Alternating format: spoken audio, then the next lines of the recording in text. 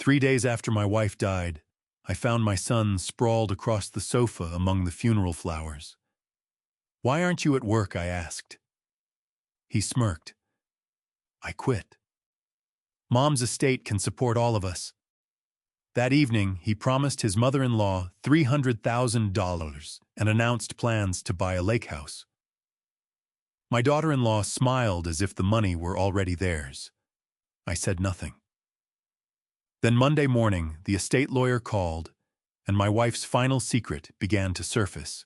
"Welcome to Silent Sweet Revenge. I'm deeply grateful you are here with me.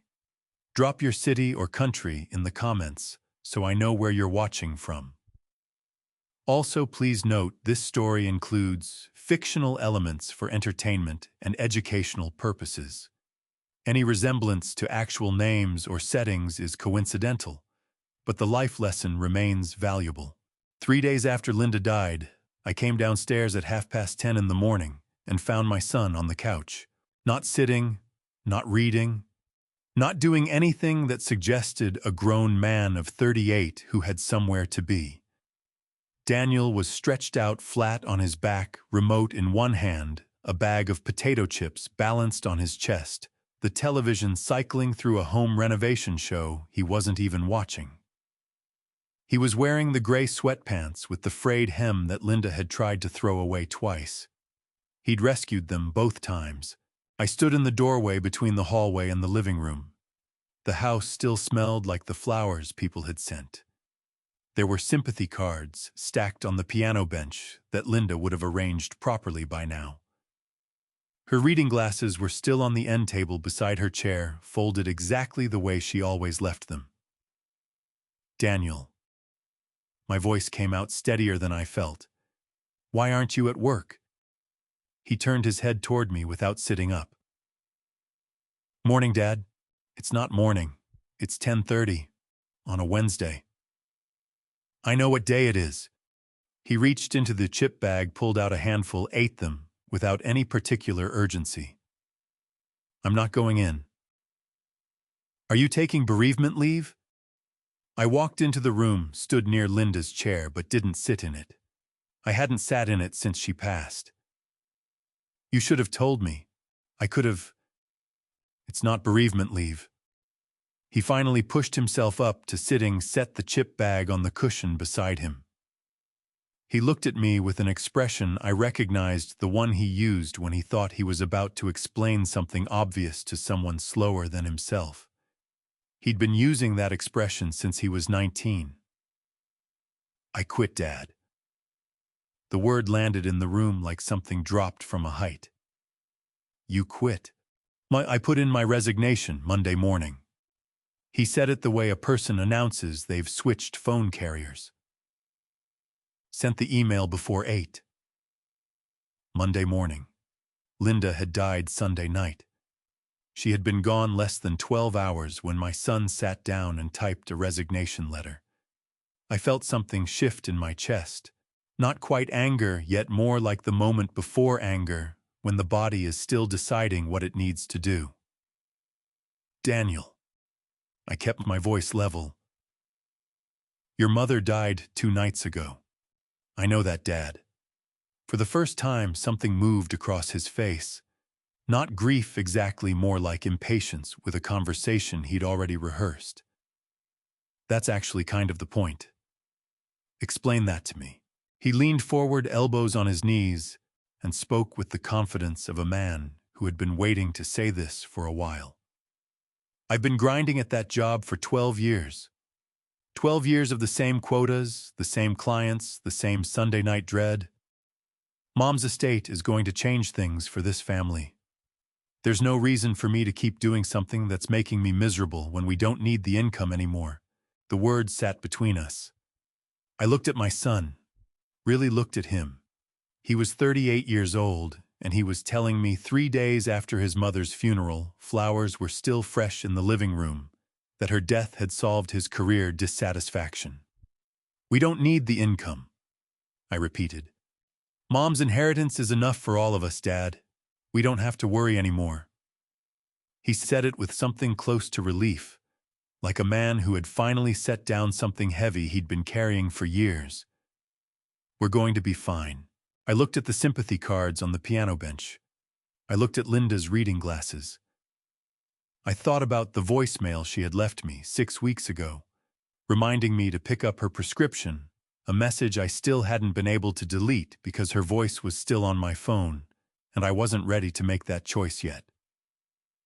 You and I have very different ideas, I said slowly, about what fine looks like. Daniel spread his hands. Dad, I'm not trying to make this into a thing. I'm just telling you the plan. The plan. I turned the phrase over carefully, the way you turn over a stone you're not sure about. When did you make this plan? He hesitated. It was brief, barely a second, but I'd been reading Daniel's hesitations for 38 years. Megan and I have been talking about options for a while. That's all. While your mother was still alive? Dad, I'm not accusing you of anything. I kept my voice even though my hands had tightened at my sides. I'm just establishing a timeline. Daniel stood up, stretched, picked up his chip bag like the conversation was resolved. Look, we should sit down properly and talk about everything. There's a lot to figure out. He moved toward the kitchen with the ease of a man in his own home. Is there coffee? I didn't answer. I stood in the living room and looked at the chair where Linda used to sit in the evenings with her book. 41 years in this house. 41 years of building something together carefully without ever taking more than we'd earned. That evening, Daniel took a long phone call in the den. I heard him laugh twice. It was the first time I'd heard my son laugh since Linda passed. I stood in the hallway and listened to the shape of the conversation. Without catching the words, I heard Megan's name. I heard a number, and I heard the particular tone in Daniel's voice that he used when he was telling someone what they wanted to hear. When he came out, his whole posture had changed. Lighter. Easier. The look of a man who had just confirmed something he'd been waiting to confirm. Good call, I asked. Just catching up with Megan.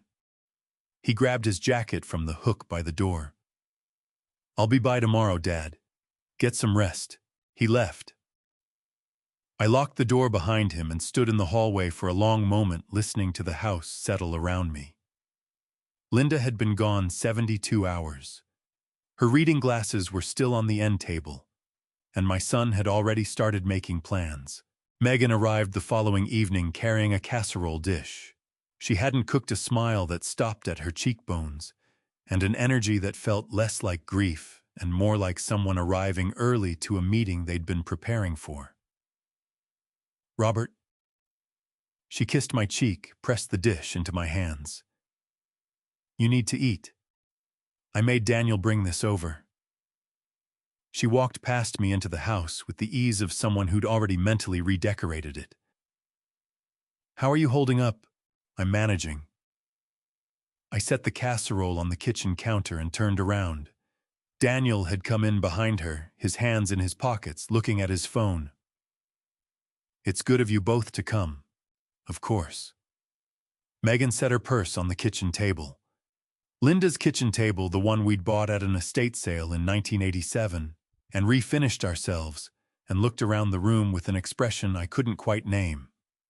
Assessment, maybe. The particular attention of someone calculating square footage. This place is so full of memories. It is, I said. Daniel's phone buzzed. He glanced at it, then excused himself to the living room. I heard him murmuring. Megan stayed in the kitchen with me, making small talk about the flowers, the weather, the drive over. She had a way of filling space with words that didn't require a response. Then Daniel came back in, and his face had a brightness to it that hadn't been there when he arrived. That was Carol, he said. She's emotional, in a good way. Megan looked at him sharply. You told her tonight? She asked. He shrugged. She wanted to know when things would get sorted out. I set down the dish towel I'd been holding. "Who is Carol asking about?" Daniel looked at me. He didn't have the grace to look caught. He looked like someone who was simply moving a conversation from one room to another. "Carol Bennett, Megan's mom." "I know who Carol is, Daniel. What did you tell her?" He pulled out a chair and sat down at the table with the comfort of a man who didn't notice he was sitting in someone else's kitchen. "I told her not to worry, that we'd take care of her." He glanced at Megan. "We talked about this. The 300,000. The number hit me somewhere behind my sternum. $300,000. It's enough for her to stop worrying about money, travel a little, enjoy herself. He said it warmly, generously, the way a person talks about buying a friend dinner. Mom would have wanted the people around us to be taken care of. My jaw tightened. Don't tell me what your mother would have wanted 3 days after she died. Megan reached across the table and touched Daniel's arm, not a warning, more like a prompt. Daniel cleared his throat. And we've been looking at a place.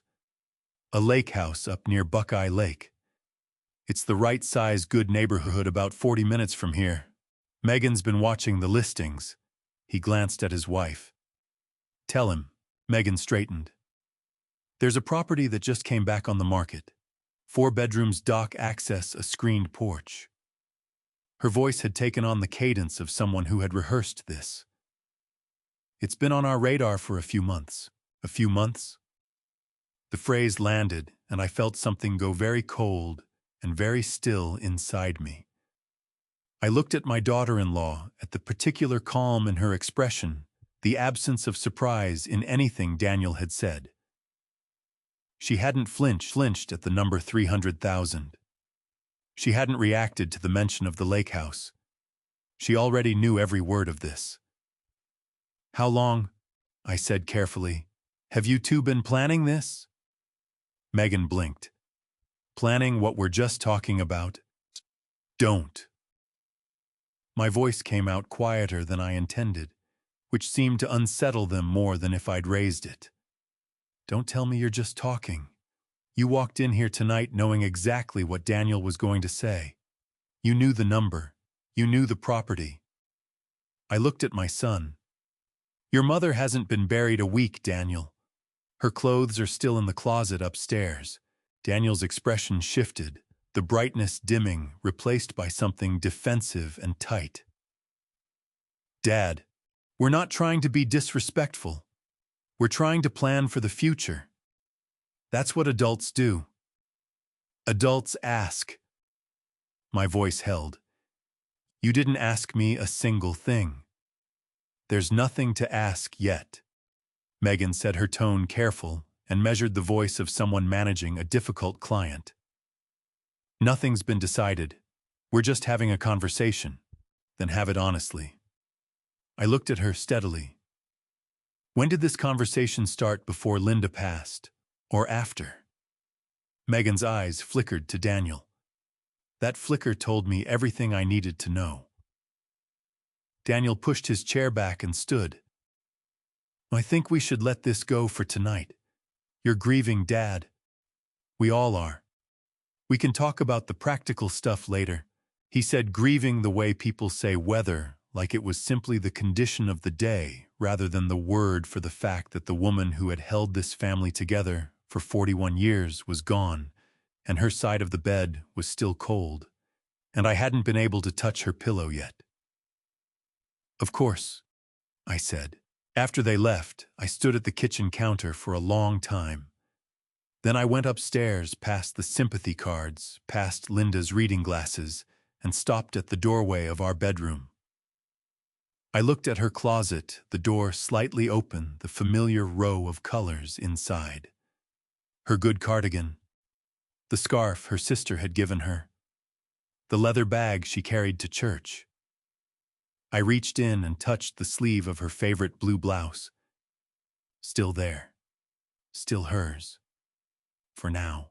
Martin Cole's office called on Friday morning, 2 hours before Linda's funeral. I was standing in the kitchen, trying to remember whether I had eaten breakfast when my phone rang. The woman on the line identified herself as Martin's assistant and said he would like to schedule a meeting at my earliest convenience, ideally early the following week. She was careful with her phrasing, the way people in legal offices are trained to be careful, but the message was clear enough. Estate matters. When I asked whether Daniel should, there was a pause that lasted exactly one beat too long. When Mr. Cole asked that the first meeting be with you alone, Mr. Hayes, I wrote down the appointment Monday, 10 o'clock, and set my phone on the counter. Through the kitchen window, I could see Daniel's car already in the driveway. He had arrived 40 minutes early to help carry flowers into the church, which was the most organized I had seen him in years. Linda's funeral was a quiet service at the same church we had attended for 30 years. The pastor spoke about her steadiness, her precision, the way she had kept the books for the church's food pantry for 11 consecutive years, without missing a single quarterly report. People laughed softly at that. It sounded exactly like her. Daniel sat beside me in the front pew and cried, which surprised me, genuine tears, shoulders shaking, the kind of grief that doesn't perform itself. Whatever else was true about my son, he had loved his mother. I reached over and gripped his arm, and he gripped back, and for about 4 minutes we were just a father and son who had lost the same woman. Then the service ended, and people started talking about what came next. Monday morning arrived gray and cold. Martin Cole's building was 4 blocks from the courthouse, an older brick structure with a lobby directory that looked like it hadn't been updated since the 90s. I had been here twice before, once when Linda's father passed, once when we updated our own wills 15 years ago. Neither memory made the walk to the elevator feel shorter. Martin met me at the door himself. He was in his mid-60s, silver-haired, the kind of lawyer who had learned that the most important thing he could do in difficult meetings was move slowly. He shook my hand, then rested his other hand briefly on my forearm. "Robert, I'm sorry about Linda. She was a remarkable woman." "She was," I said. "She really was." He led me into the conference room. There was a legal pad on the table, a bottle of water, and a box of tissues positioned at the far corner with the practiced discretion of someone who had learned exactly how far away tissues needed to be to feel considerate rather than presumptuous. We covered the ordinary territory. First, death certificates, account notifications, the house title, the procedural items that make grief feel administrative. Martin walked through each item with the patient thoroughness of a man who understood that sometimes people need the small things explained before they can absorb the large ones. Then he closed the folder in front of him and folded his hands on the table. "Before we get into the financial specifics," he said, "there's something Linda wanted me to discuss with you directly." He paused. "Were you aware that Linda established a revocable living trust approximately 14 months ago?" I shook my head. "She handled the finances, always had." I knew the broad strokes, not the details. Martin nodded as though this confirmed something he already understood. "A revocable living trust," he said, "is a legal instrument that allows a person to place their assets into a structure managed by a trustee, in this case Linda herself during her lifetime, and a successor trustee after her passing. The primary advantage is that assets held in the trust transfer directly to the named beneficiaries without going through probate court." He watched my face to make sure I was following. "It offers privacy, speed, and importantly control over exactly who receives what and under what conditions." "Okay," I said carefully. "The trust Linda established holds the majority of her assets. After charitable donations, she had designated estate expenses and administrative costs. The remaining assets intended for a beneficiary are currently valued at approximately $3.8 million. He let the number settle before continuing. That includes savings, stock holdings, and investment accounts accumulated over the course of your marriage. Linda was meticulous. A brief pause. The named beneficiary of the trust is you, Robert, not Daniel. The conference room felt very still. Outside, I could hear traffic from the street 4 floors below. She left it to me, I said. Entirely. Martin's voice was measured and kind. Linda was explicit in her instructions. She wanted you to have full financial security and independence in your remaining years, without obligation to anyone else's expectations. My throat tightened in a way I hadn't expected. I pressed my lips together and looked at the water bottle on the table and thought about Linda sitting in this same office 14 months ago, making decisions she never once mentioned at dinner. "There's one more thing," Martin said. He reached into the folder and withdrew a cream-colored envelope. My name on the front, in Linda's handwriting, the neat vertical print of a woman who had balanced ledgers for 40 years. She asked me to give you this after the funeral, and she mentioned there is a second document she wanted me to hold for a period of time before releasing it to you. When you're ready for that, you'll know to ask. I took the envelope. My hands were steadier than I felt. "Robert?" Martin leaned forward slightly. "Do you have any questions before we close today?" I looked at the envelope in my hands. I thought about Daniel on the couch Wednesday morning. I thought about Megan's voice saying a few months like it meant nothing. I thought about the number 300,000 landing on Linda's kitchen table like it had already been decided. "Not yet," I said. "But I think I will." Martin walked me out himself. In the elevator going down, I held the envelope against my chest and stared at the floor numbers changing and thought about my wife spending 14 months quietly making sure no one could rush me. I sat in my car in the parking garage for 22 minutes without starting the engine. I didn't open the envelope until that night. I made myself eat dinner, first leftover casserole from Megan's dish, eaten standing at the kitchen counter because sitting at the table alone still felt like a thing I had to work up to. I washed the dish. I checked the locks. I did the small mechanical things that keep a house running when the person who actually ran it is gone. Then I carried the envelope upstairs and sat on the edge of the bed Linda and I had shared for 41 years on my side and opened it. Her handwriting filled 3 pages.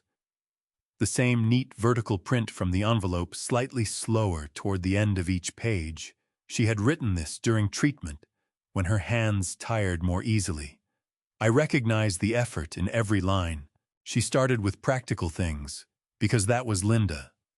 She reminded me that the furnace filter needed replacing in October.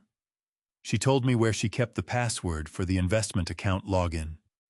She mentioned that the blue pitcher on the top shelf had a small crack, and I should stop using it before it broke completely. I laughed a little at that, a short, wet sound that surprised me, and my eyes blurred enough that I had to stop and press my palm against them for a moment. Then she got to Daniel. "Robert," she wrote, "I need to tell you something I should have told you in person, but I didn't know how to say it without watching you defend him before I finished the sentence. So I'm saying it this way, where you have to read all of it before you can argue with me." I exhaled slowly. 41 years, and she still knew exactly how I operated. She wrote that Daniel had begun asking about her estate roughly 11 months before she passed. At first, the questions seemed like concern. How was she managing the treatment costs? Was there anything the family could help with? Did she and I have everything in order? She had answered honestly and thought nothing of it. Then the questions changed. He started asking about specific amounts, she wrote. About what I had invested and where. About whether the house was in both our names or just yours. About how inheritance worked in Ohio when one spouse passes before the other. He was careful about how he asked. He was always careful, Robert. You know how he gets when he wants something. I did know. I had always called it strategic. Linda apparently had called it something else. She wrote that she had decided to test him. She told him during one of his visits that her treatment costs had been higher than expected and that some investments had underperformed, that things were tighter than they looked. She said Daniel's calls dropped from weekly to every 2 weeks, then to once a month. His visits shortened. His questions about her health became briefer.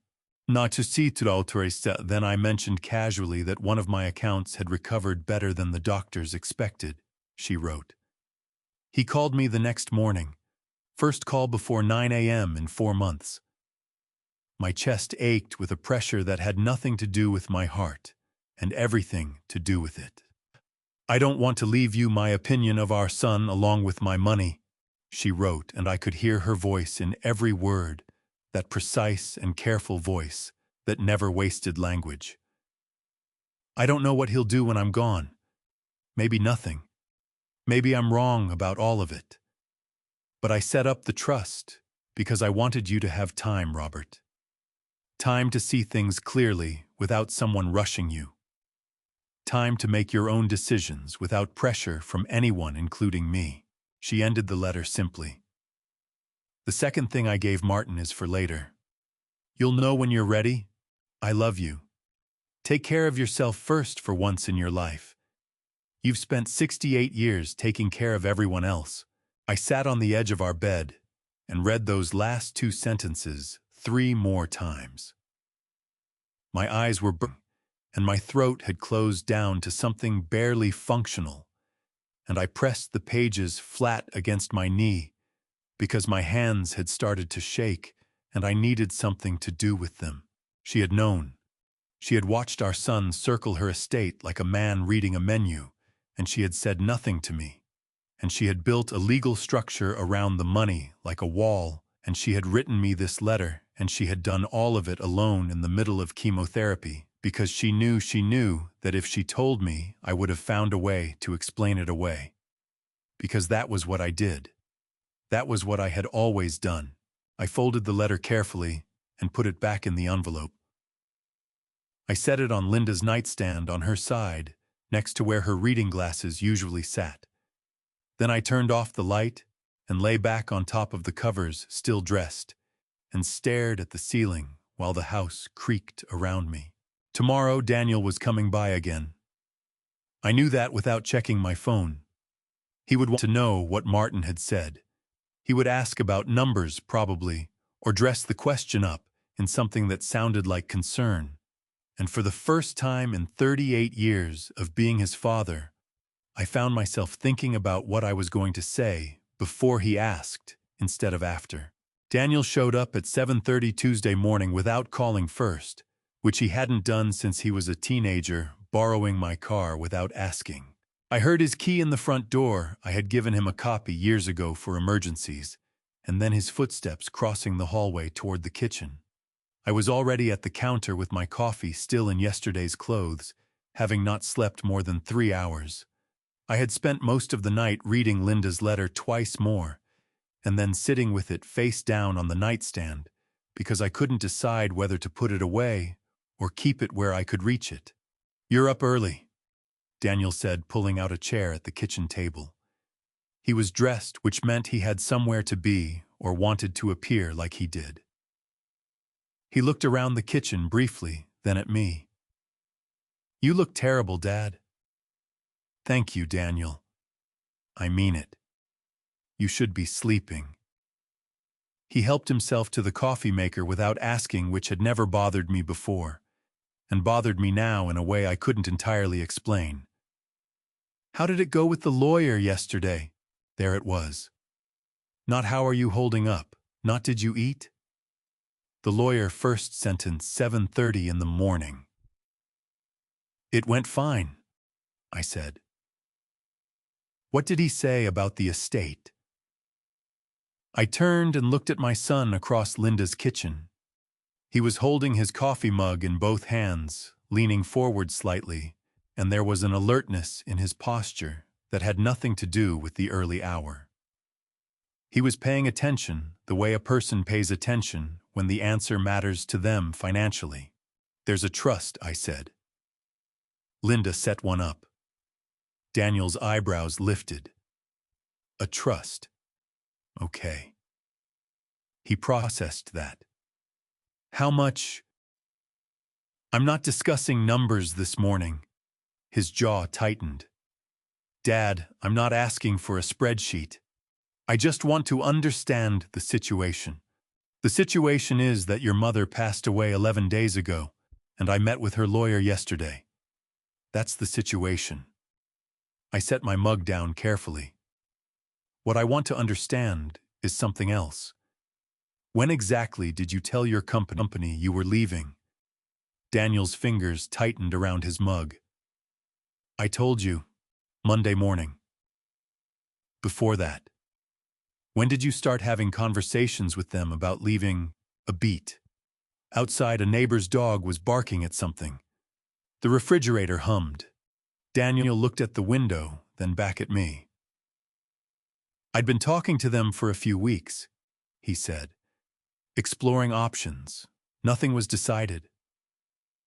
Weeks before your mother died. Dad, I'm not accusing you. My voice was steadier than my chest felt. I'm asking you to be honest with me. Who else knew you were planning to leave your job? Daniel exhaled hard through his nose. Megan knew. Did Megan encourage it? The pause before his answer told me more than the answer did. She said we'd be fine, that Mom's estate would take care of things, that I'd spent long enough grinding at something that was making me miserable. He said it defensively, the way a man repeats someone else's logic when he's not entirely sure it still holds. She wasn't wrong that I was miserable. No, I said. She probably wasn't wrong about that part. Daniel looked at me surprised by the concession. I let him have a moment with it before I continued. But Megan was counting on money that isn't hers, I said. And you made a permanent decision based on something that wasn't certain. I picked up my mug again. You sent that resignation the morning after your mother died. You didn't call me. You didn't wait. You sent it before 8 o'clock. The color shifted in Daniel's face. Not shame exactly, something more complicated, the expression of a man who knows he's been caught, but hasn't yet decided whether to admit it. I'd already been thinking about it for weeks. The decision was essentially made. Essentially isn't the same as actually. I kept my voice level. Did it occur to you to wait even a few days? I thought. He stopped. Started again. I thought timing didn't matter as much as moving forward.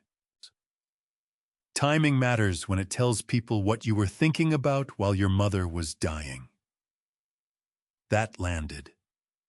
Daniel flinched, a small physical thing, his shoulders pulling inward, and for a moment he looked less like a 38-year-old man with plans and more like a boy who had broken something valuable and was standing in front of the evidence. I loved her, he said.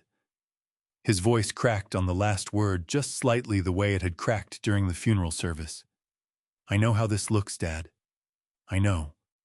But I loved her. I know you did. I believed it. That was the part that made everything harder. But loving someone and using their death to solve your problems aren't mutually exclusive, Daniel. Both things can be true at the same time. He stared at me. In 38 years of parenting, I had never said anything remotely like that to him, and we both knew it. He set his mug on the table and looked at his hands. Then he stood, picked up his jacket from the back of the chair, and moved toward the door. At the threshold, he turned back, and his voice had recovered the steadier register he used when he was regrouping. Dad, I already told people things. There are expectations now. His eyes held mine for a moment. I need you to understand that. I do understand it, I said. I'm just not sure it's my problem to solve. He left. I stood at the kitchen window, and watched his car back out of the driveway.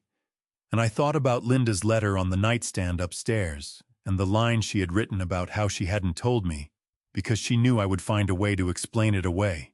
I was starting to understand why she'd been right. By Wednesday morning, I had 3 missed calls from people I hadn't spoken to in years, and I hadn't left the house once. The first call I returned was Gary Pruitt, Daniel's cousin on my late brother's side, a man I saw at holidays and occasionally at football games. Gary was well-meaning in the way people are well-meaning when they're also extremely curious about other people's finances. "Robert," he said, "I just wanted to reach out. I heard about Linda. I'm real sorry." A pause. "I also heard things might be changing for you all. Daniel mentioned the family was coming into some resources." I gripped the phone. "Daniel mentioned that. Just in passing. He said you were all going to be more comfortable going forward, and that he was planning to help people out." Gary's voice dropped to the register people use when they're trying to sound casual about something they care about very much. "He said you'd agreed to share things around, with family." My back teeth pressed together. "Gary, I haven't agreed to anything." A confused pause. "Oh, I must have misunderstood." "You didn't misunderstand. You were told something inaccurate." I ended the call as politely as I could manage and immediately dialed my nephew David, who had also called. David told me essentially the same story Daniel had implied. Robert had promised to take care of family members once the estate was settled, but now seemed to be having second thoughts. David used the phrase "seemed to be having second thoughts" with the particular delicacy of someone repeating a framing they'd been given. I thanked David and hung up. My hand was tight around the phone, and I made myself set it on the counter before I cracked the case. Daniel had been telling people I had made promises and broken them. He had constructed a version of events in which I was the one who had changed, not the one who had never agreed in the first place. Thursday afternoon, Carol called. I had been expecting it. Carol Bennett had the timing instincts of a woman who knew exactly when to arrive and exactly what to say when she got there. Her voice on the line was warm and slightly breathless, the voice she used when she wanted to seem like she was doing you a favor by calling. "Robert, honey, how are you holding up? We've been thinking about you." "I'm managing, Carol, thank you." "Good, good."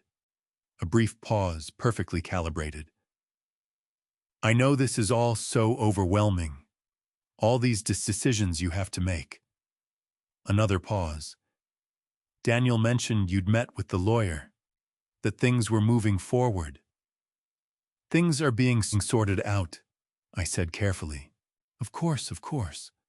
Her voice brightened in a way that made my stomach tighten. "I just wanted to say, Robert, that whatever you decide to do, I think it's wonderful that you're thinking about family. Daniel told me you were very generous about the whole situation." I walked to the kitchen window and looked out at the backyard. Linda's bird feeder was still full. She had filled it the week before she went into the hospital for the last time. I had been refilling it every few days because I couldn't stand watching it go empty. "Carol," I said, "what exactly did Daniel tell you?" "Well," a small practiced laugh. "He mentioned the figure he'd talked about. The 300,000. And I know it's a lot. And I want you to know I'd be so grateful, Robert, I really would. I've already started making some arrangements, actually. I found this lovely trip through a travel agent, a cruise to Alaska I've always wanted." "Carol." My voice came out flat and even. "Stop." She stopped. "I haven't agreed to give you $300,000, I said. Or any amount. Daniel made that promise without asking me. He had no authority to do that." The silence on her end was the silence of a woman recalculating rapidly. But he said, I know what he said. I'm telling you what's true. I kept my voice as steady as I could while my chest burned with the anger I hadn't felt since the last time someone tried to tell me how to spend money I had earned. I'm sorry if you made plans based on something that wasn't real, but I can't be responsible for promises Daniel made without my knowledge. Carol's voice, when it returned, had shed the warmth entirely. Robert, I don't want to get in the middle of family business. But I will say, Linda would have wanted her family taken care of. Something in me went very still at that. Carol, I said quietly, you didn't know Linda the way you think you did. I ended the call. I stood at the window for a long time after that, watching Linda's bird feeder swing slightly in the March wind. A cardinal had landed on the edge of it, red and precise against the gray afternoon, eating without any particular concern for anything happening inside the house. That evening, I went upstairs to get Linda's good cardigan, the blue one her sister had given her, thinking I might fold it properly and put it somewhere safe. I opened the closet door, pushed the hangers to the left, then to the right. The cardigan wasn't there. I checked again, slower. I went through every item twice, my hands moving more quickly, as I went, a cold feeling spreading from my stomach outward. The blue cardigan, the leather bag she carried to church, the gray wool scarf from the top shelf. All gone. I stood in front of the open closet with my hand still on a hanger, and the cold feeling kept spreading. And I thought about the sound of a dresser drawer opening and closing the night Megan had come over with the casserole. I stood in front of Linda's closet for a long time before I let myself count what was missing. The blue cardigan her sister Margaret had driven 3 hours to give her for her 64th birthday.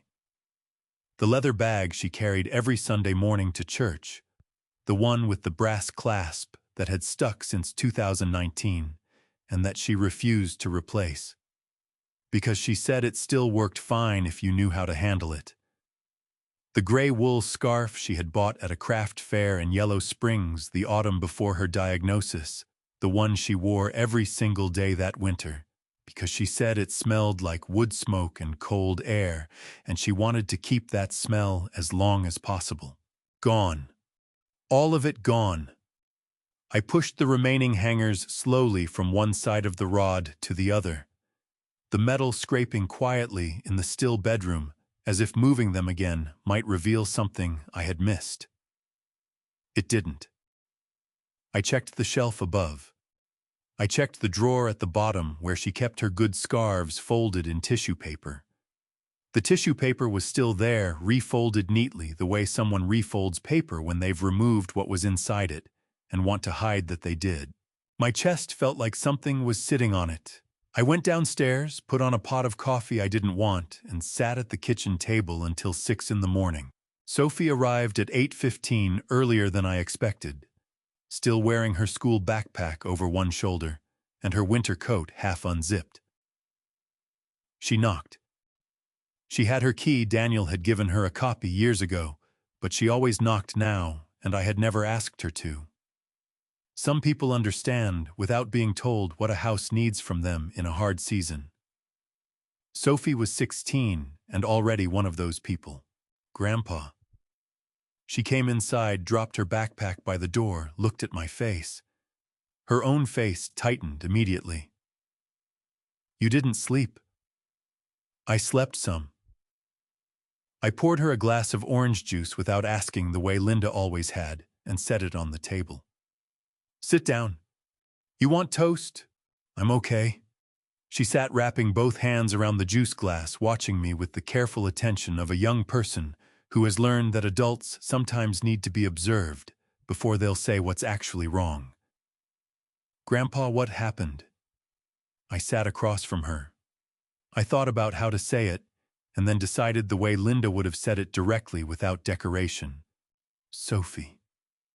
I went to get your grandmother's blue cardigan last night, the one Aunt Margaret gave her. I kept my voice even. It wasn't in the closet. Neither was her church bag or the gray scarf she loved. I watched my granddaughter's face. Do you know anything about that? Sophie's hands tightened around the juice glass. A muscle moved in her jaw, the same jaw as Daniel's, the same as mine. Before that, the Hayes family jaw that tightened when we were trying to hold something in that wanted to come out. Mom sold some of Grandma's things, she said. Her voice was low and careful, the voice of someone choosing words, the way you choose footing on uneven ground. Last week, she had a few things listed on one of those resale apps. The ones where you post photos and people come pick them up. The kitchen felt very quiet. The refrigerator hummed. Outside, a car passed on the street. When did this happen? I asked. Tuesday, I think. Maybe Wednesday. Sophie looked down at her juice glass. I didn't know it was Grandma's stuff at first. Mom said she was clearing out some things she didn't need anymore. I saw the bag in the photo she posted, and I recognized it, but I didn't. Her voice broke just slightly, and she pressed her lips together hard. I didn't say anything, because I didn't want to make things worse. Sophie. I reached across the table and covered her hand with mine. Her fingers were cold. This is not your fault. I should have told you. You're telling me now. I squeezed her hand once and sat back. Did you see what she got for them? Sophie shook her head. I don't know the amounts. I just know she sold them. She looked up, and her eyes were wet and angry in equal measure, not at me, not at herself, but at something she was still too young to name precisely, and old enough to feel completely. Grandpa, those were Grandma's things. They were hers.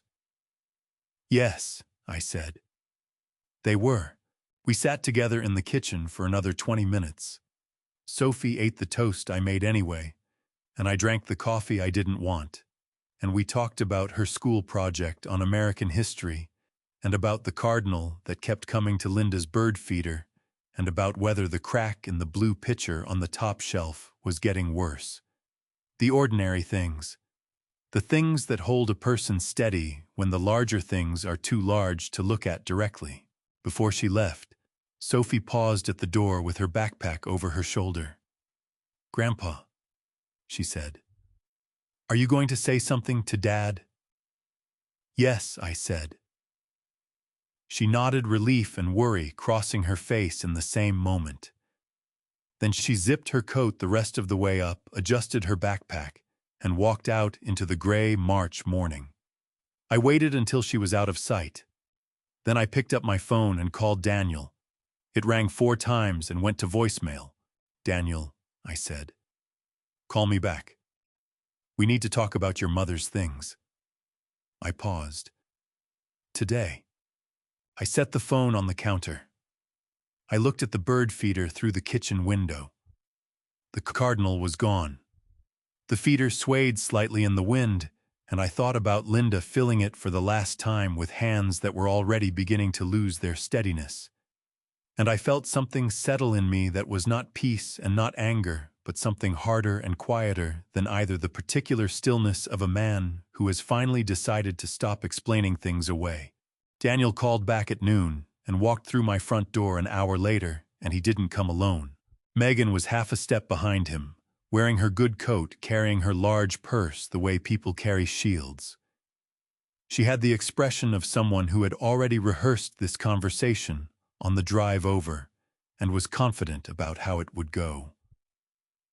Daniel's face was more complicated, tighter, a little pale under the eyes, the face of a man who knows he is walking toward something he cannot talk his way around, and hasn't yet accepted that. I didn't offer coffee. I didn't take their coats. I stood in the living room and waited. Dad. Daniel spread his hands, the gesture he used when he wanted to signal reasonableness before he'd said anything that was actually reasonable. I got your message. What's going on? Sit down, I said. They sat on the couch together, close, the body language of a united front. I sat in the chair across from them. Linda's chair. The first time I had sat in it since she passed, and I felt the difference immediately, the particular angle of it, the way the armrests were worn smooth in exactly the places her hands had rested for 20 years. "Megan," I said, "I'd like you to tell me what you did with Linda's blue cardigan, her church bag, the gray wool scarf." Megan's chin came up a fraction of an inch. "Robert, just answer the question, please." She looked at Daniel. He looked at me. Then he said before she could, "Dad, those were just some old things sitting in a closet. Nobody was using them." The words hit me somewhere behind my sternum like something blunt and cold. My hands gripped the armrests of Linda's chair, and I made myself breathe out slowly before I answered. "Those were your mother's things," I said. My voice was quiet.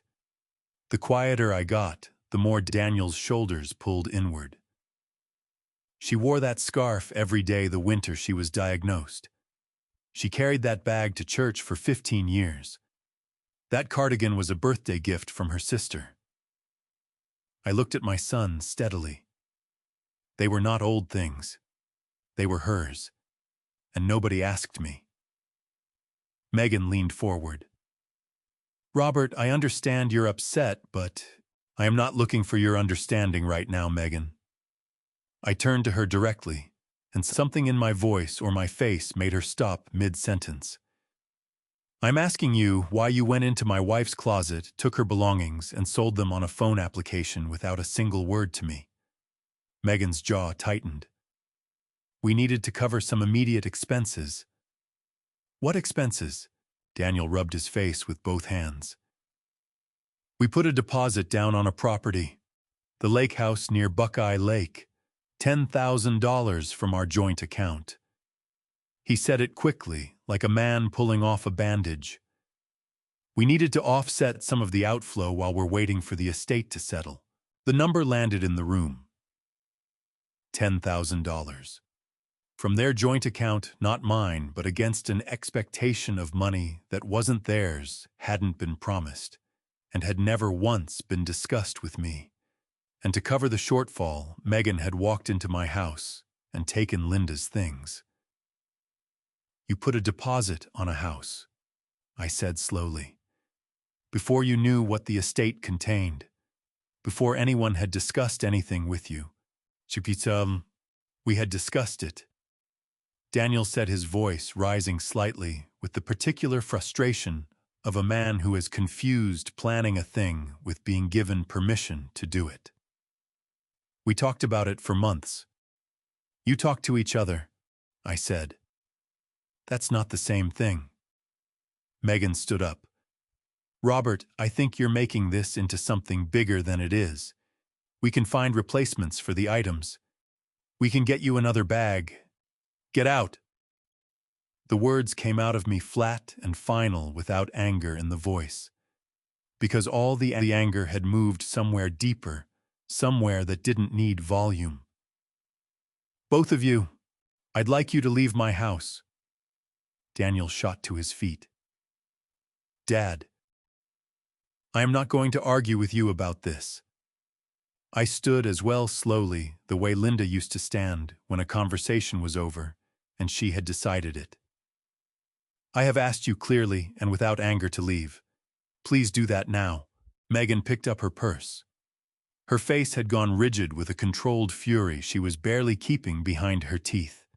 Daniel looked at me for a long moment, searching my face for the version of his father who would soften, who would add a qualifier, who would say, "Let's talk about this again tomorrow." He didn't find it. They left.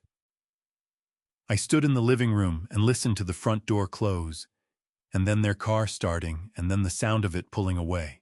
Then I sat back down in Linda's chair in the angle she had worn into it over 20 years, and I put my hands on the armrests where her hands had rested, and I sat with the quiet that was left behind. My phone buzzed on the end table. A text from Daniel: "Dad, we should talk about this properly. Call me when you're ready." I set the phone face down. That evening, a text came from a number I didn't recognize. I read it twice before I understood what I was looking at. It was from Gary Pruitt, Daniel's cousin. It said heard Robert changed his mind about sharing the estate. That true thought, he'd already agreed. I put the phone down on the kitchen counter and stood there in the gathering dark, and I thought about the word agreed, and how many people Daniel had apparently told that word to and in how many different conversations, and I understood that the problem I was dealing with was not one conversation, but many a whole architecture of expectations Daniel had built room by room while I wasn't watching. By Sunday morning, I had 4 missed calls from people I hadn't spoken to in years, and the coffee I made at 6 a.m. had gone cold before I touched it. I sat at the kitchen table with my phone and Gary Pruitt's text on the screen and thought about what Linda had written in her letter that she hadn't told me because she knew I would find a way to explain things away. I had spent 38 years explaining Daniel away. I had spent 38 years calling it giving him the benefit of the doubt, as though doubt were something you could extend indefinitely without cost. Looking at that text message, I understood that the cost had been accumulating the whole time. I just hadn't been the one paying it. I called Gary back first. He picked up on the second ring with the eagerness of a man who had been waiting for the call. Robert. Hey. How are you doing? I've been better, Gary. I kept my voice even. Tell me exactly what Daniel said to you. Gary cleared his throat. Well, he called me maybe a week and a half ago. Said Linda had left a substantial estate and that you'd both agreed to share things around with family. Help people out. A pause. He made it sound like it was settled. Like you two had sat down and worked it all out. We never had that conversation, I said. Daniel made no promises on my behalf that I authorized. Nothing has been agreed to. A long pause. Robert, he was pretty specific. He said you'd talked about it. Gary. I pressed my palm flat on the table to keep my hand steady. I'm going to tell you this once so there's no confusion going forward. Linda left her estate to me. I have made no commitments to distribute any portion of it to anyone. Whatever Daniel told you was his own version of events, not mine. Gary made a sound, not quite an apology, not quite a retraction. The particular verbal shuffle of a man recalibrating. Well, I appreciate you being straight with me, Robert. I really do. He seemed so sure. He usually does, I said. That's always been part of the problem. I ended the call and moved to the next one. David, my nephew on my brother's side, 26 years old, earnest, and easily led in the direction of whoever had spoken to him most recently. He answered with the careful tone of someone who had already been told this call might be complicated. Uncle Robert, I'm real sorry about Aunt Linda. Thank you, David. I skipped the preamble because I was 68 years old, and I had earned the right to skip it. What did Daniel tell you? David exhaled. He said you'd agreed to help out family members once the estate cleared. Said you'd told him directly you wanted to share the wealth around his exact words. And then he said afterward, you seemed to be pulling back from that. He paused. He said you were going through a hard time and maybe weren't thinking clearly. The kitchen went very quiet around me.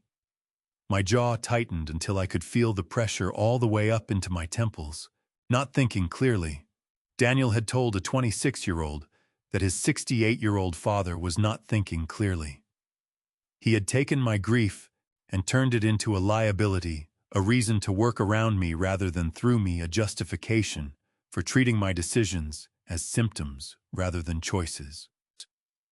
David, I said carefully, I am thinking as clearly as I have in years. I did not tell Daniel I wanted to share the estate with family. I did not agree to anything. What you were told was not accurate. I paused. I'm not angry at you. You believed what you were told. But I need you to understand what actually happened. Yes, sir, David said quietly. He sounded young and a little mortified, and I felt briefly sorry for him. He had been handed a story and walked into the middle of someone else's argument without knowing it. One more thing, I said. If Daniel calls you again about any of this, I'd appreciate you letting me know. I will, David said. I promise. I set the phone down and looked out the kitchen window. The afternoon light was coming in flat and gray, the particular light of an Ohio March that can't decide whether it's still winter. Linda used to say Ohio March light was the color of a good argument, not quite dark enough to be dramatic, not quite bright enough to be hopeful. I called the two remaining numbers. Both conversations were versions of the same one. Daniel had spoken to at least 5 people in the 2 weeks since Linda passed. In every version, he was the reasonable son trying to honor his mother's legacy, and I was the difficult father who had made a promise and then retreated into grief and selfishness. It was a careful, specific lie. Not the lie of a man who had panicked. The lie of a man who had planned. I was still sitting at the table when my phone rang at 7 that evening. I looked at the screen. Sophie. I picked up immediately. Sophie, is everything okay? I'm okay. Her voice was low, the voice she used when she was talking where Megan couldn't hear her. Grandpa, I need to tell you something, but not on the phone. A brief pause, and I heard her exhale, the shaky exhale of a teenager carrying something too heavy for one person. Can I come over tomorrow morning before school? Of course you can. Anytime. I need to show you something on my phone, she said. Something you need to see yourself.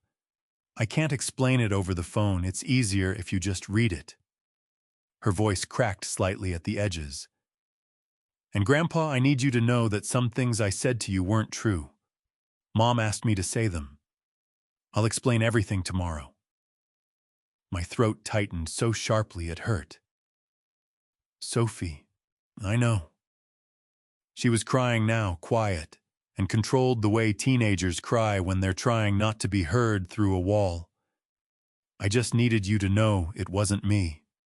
It was never me. I know that, I said. My voice had roughened, and I didn't try to smooth it. You come tomorrow. Bring your phone. We'll sit in the kitchen and drink orange juice, and you will tell me everything. She let out a breath that sounded like relief and grief mixed together in the particular ratio that belongs to a person who has been carrying a secret they shouldn't have had to carry. Thank you, Grandpa, she whispered. After we hung up, I sat in the kitchen in the gathering dark and thought about a 16-year-old girl crying quietly in her bedroom because her mother had turned her into an instrument. I thought about what Linda would have said about that. I thought she probably would have said it very briefly and very clearly, and I would have needed to hear it only once. I was starting to sound like her in my own head. Under the circumstances, I decided that was not the worst thing. Before I tell you what Sophie brought to my kitchen that morning, the photograph that changed everything, type still here in the comments so I know you are with me. This story carries some fictional elements woven around a very real truth. If that is not for you, no hard feelings. But if you are staying, what comes next will surprise you. Sophie arrived at 8:15 the next morning, earlier than I expected, still wearing her school backpack and her winter coat half unzipped, the way she always wore it, as though fully zipping a coat were a level of commitment she reserved for temperatures below 20 degrees. I heard her footsteps on the porch before she knocked. I had been awake since 5 listening. I opened the door before she finished. Her cheeks were flushed from the cold, and she had her backpack over one shoulder and her coat half unzipped the way she always wore it, as though fully zipping a coat were a level of commitment she reserved for temperatures below 20 degrees. Grandpa. She stepped inside, dropped her backpack by the door, looked at my face with the focused assessment of someone who has learned to read adults the way other people read weather. "You slept this time." "Some," I said. "Come in. I made orange juice."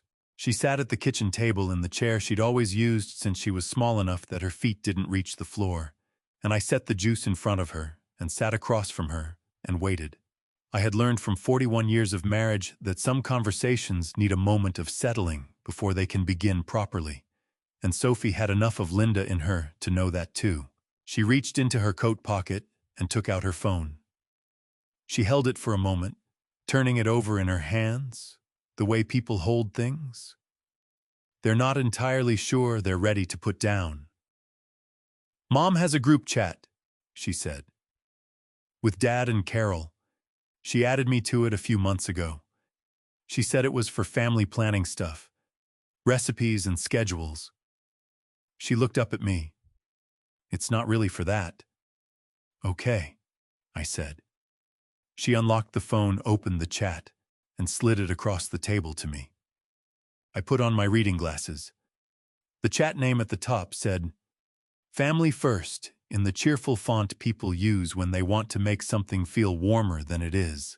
I scrolled up to find where Megan had written the messages Sophie wanted me to see. The first one was from 10 days after Linda's funeral. Megan had written, "We need to change our approach. Calling him every day isn't working. He's getting defensive. We need to give him space. Stop all contact for 2 weeks. Let him feel how quiet the house is. He'll come around faster if he thinks we've moved on." Daniel had replied, "Good call. Let him sit with it."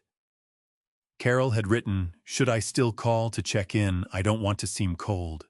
Megan, silence works better than pressure right now. Trust me. 2 weeks no contact. Then we all reach out at the same time. United front. Carol, okay. You know best. I read it twice.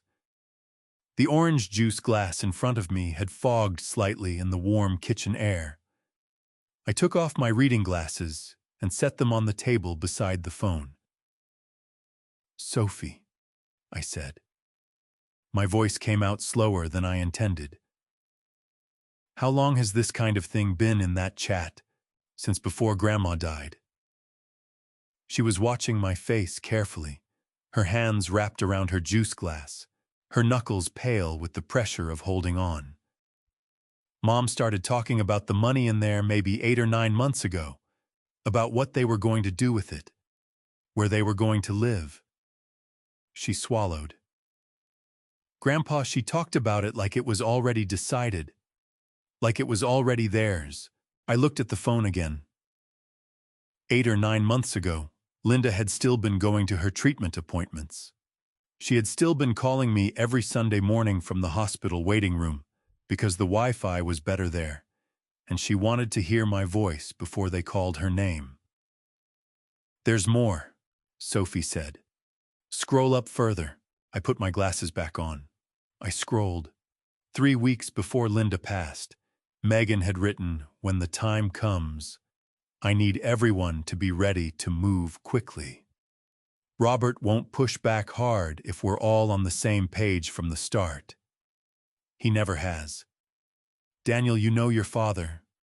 He gives in. We just have to be consistent." Daniel had replied with a single word. "Agreed."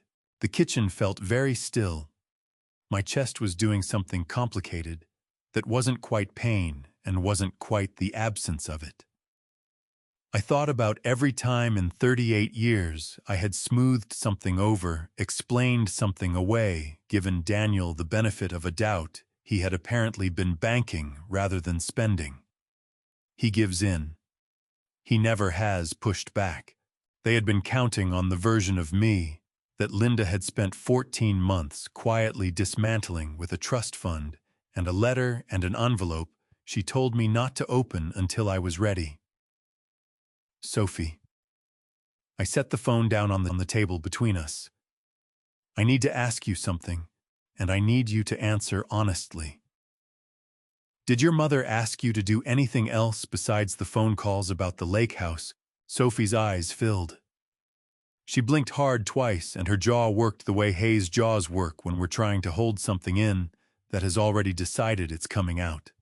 She told me last week to tell you I'd been crying about it, that I was upset you weren't letting us have the house, that I'd been having nightmares. Her voice broke on the last word, and she pressed the back of her hand against her mouth for a moment. Grandpa, I haven't been having nightmares. She wanted me to say that so you'd feel guilty. I stood up.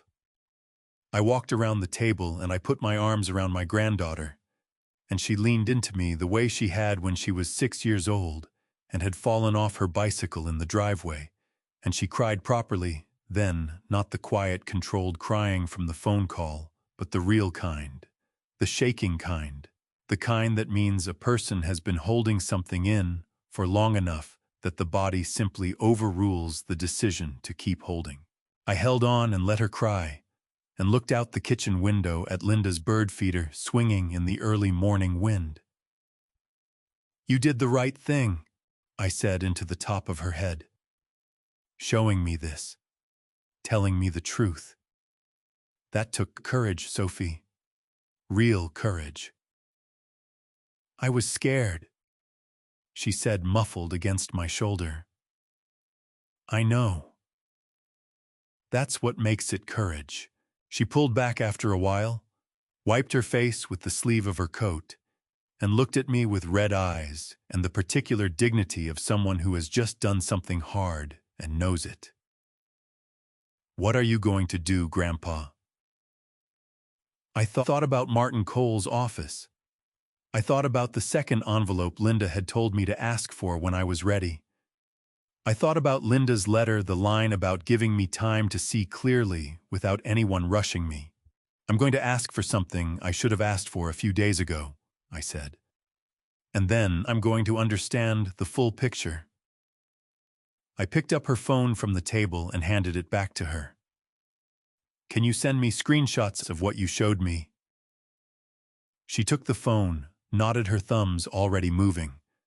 My phone buzzed 3 times on the counter. Thank you, I said.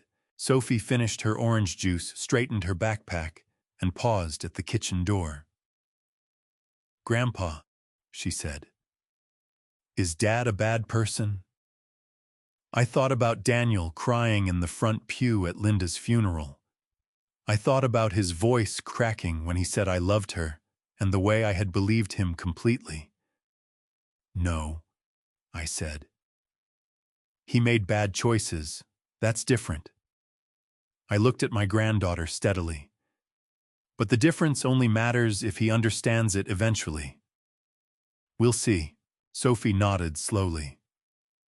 Then she walked out into the March morning, and I picked up my phone and called Martin Cole's office. Martin Cole's office. Martin Cole's assistant picked up on the first ring Wednesday morning, which told me either she was already at her desk before 8, or she had been expecting my call. Mr. Hayes, she said. Mr. Cole has a 10 o'clock available this morning if that works for you. It works, I said. I arrived 9 minutes early and sat in the waiting area with my coat still on, looking at a framed photograph of downtown Columbus, circa 1960, that hung above the reception desk. Linda and I had been married in 1983. We had been living in Columbus since before Sophie was born. I had walked past buildings that appeared in that photograph hundreds of times without ever really looking at them. You spend your whole life in a place and you think you know it. And then one morning, you're sitting in a lawyer's waiting room at 5 minutes to 10, and you realize you have been looking at everything from slightly the wrong angle. Martin came out himself to get me the same as last time. Robert. He shook my hand, held it at a beat longer than a standard handshake. Thank you for coming in. Thank you for fitting me in quickly. He led me down the narrow hallway to the conference room. This time there were no tissues on the side table, or maybe there were, and I simply didn't notice them, which amounted to the same thing. I sat down. Martin sat across from me and folded his hands. "You're ready for the second document," he said. It wasn't a question. "Yes," I said. "I am." Martin opened the file in front of him and withdrew a manila folder thicker than I expected.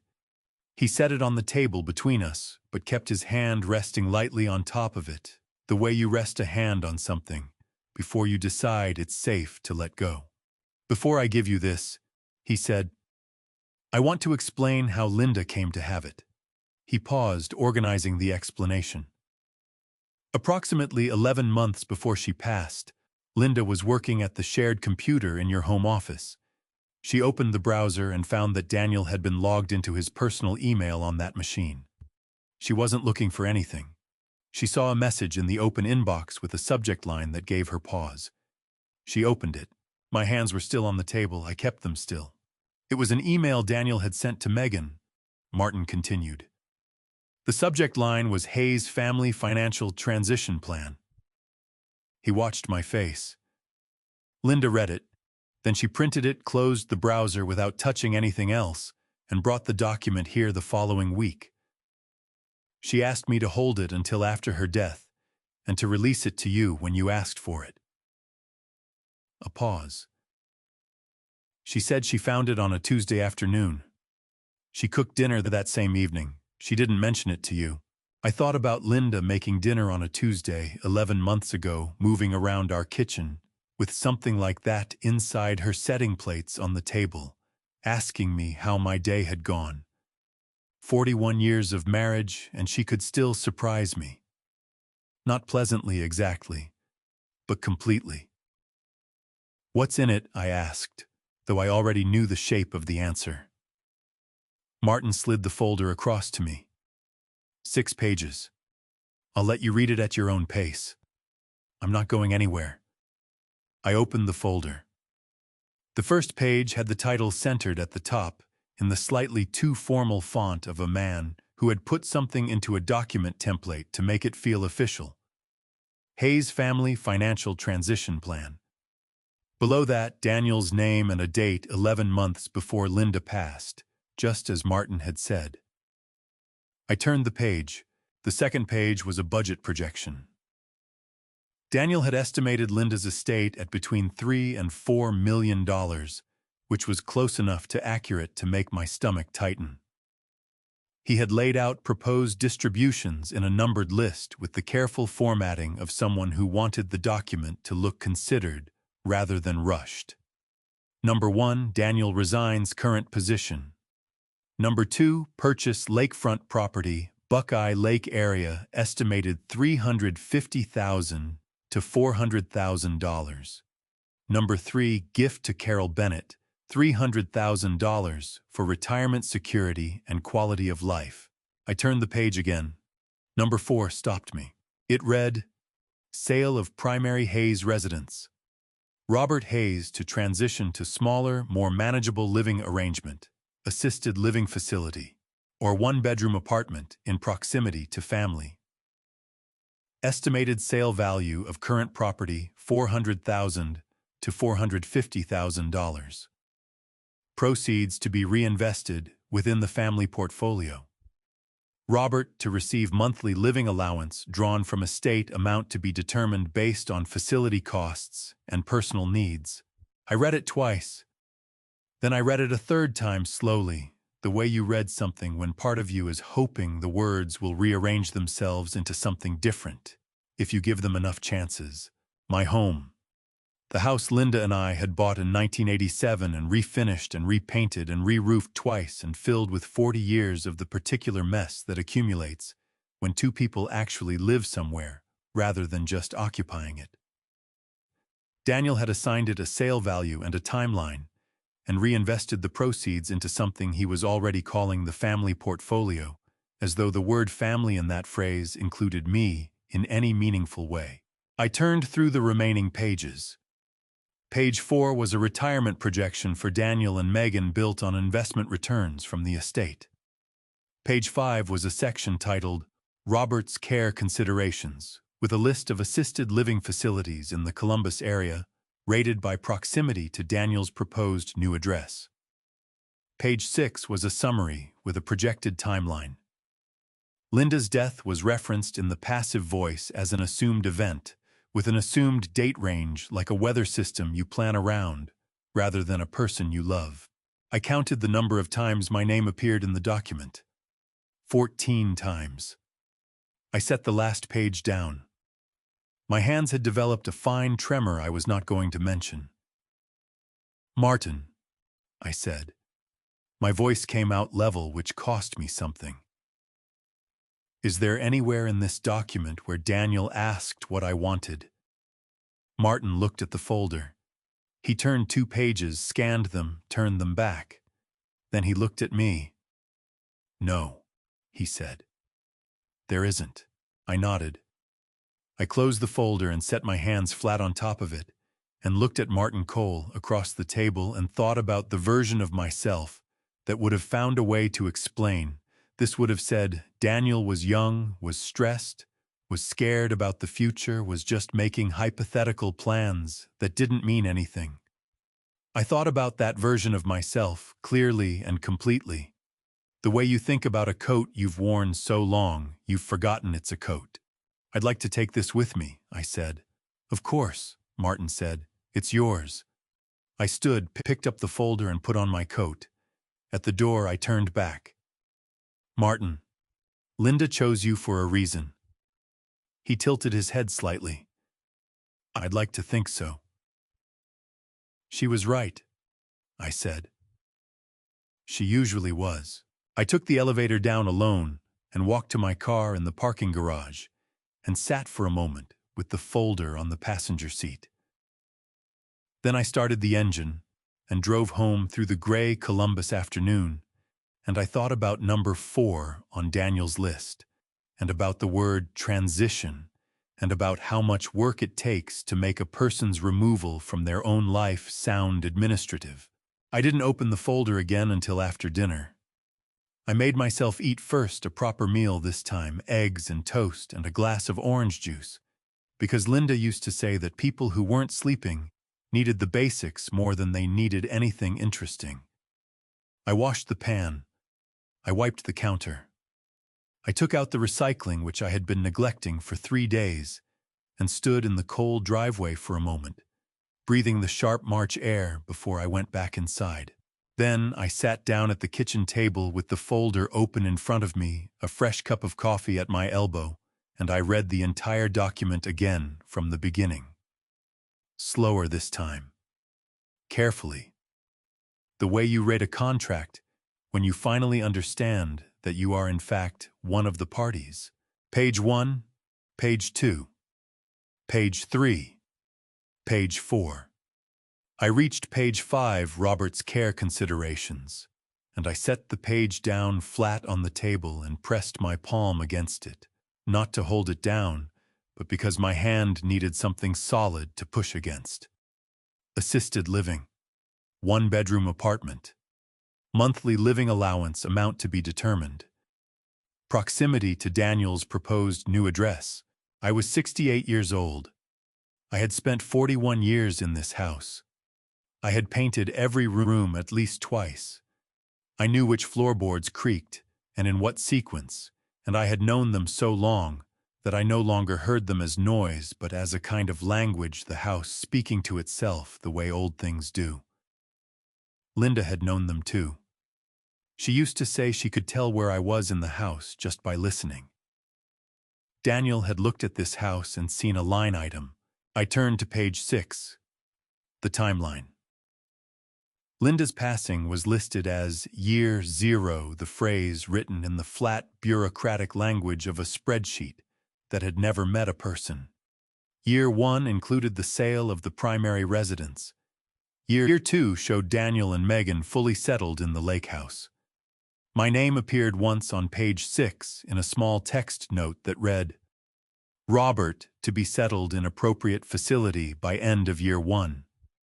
Settled. As though I were sediment. I stood up from the table. I walked to the kitchen window and looked out at the backyard, the bird feeder, the oak tree Linda had planted from a sapling.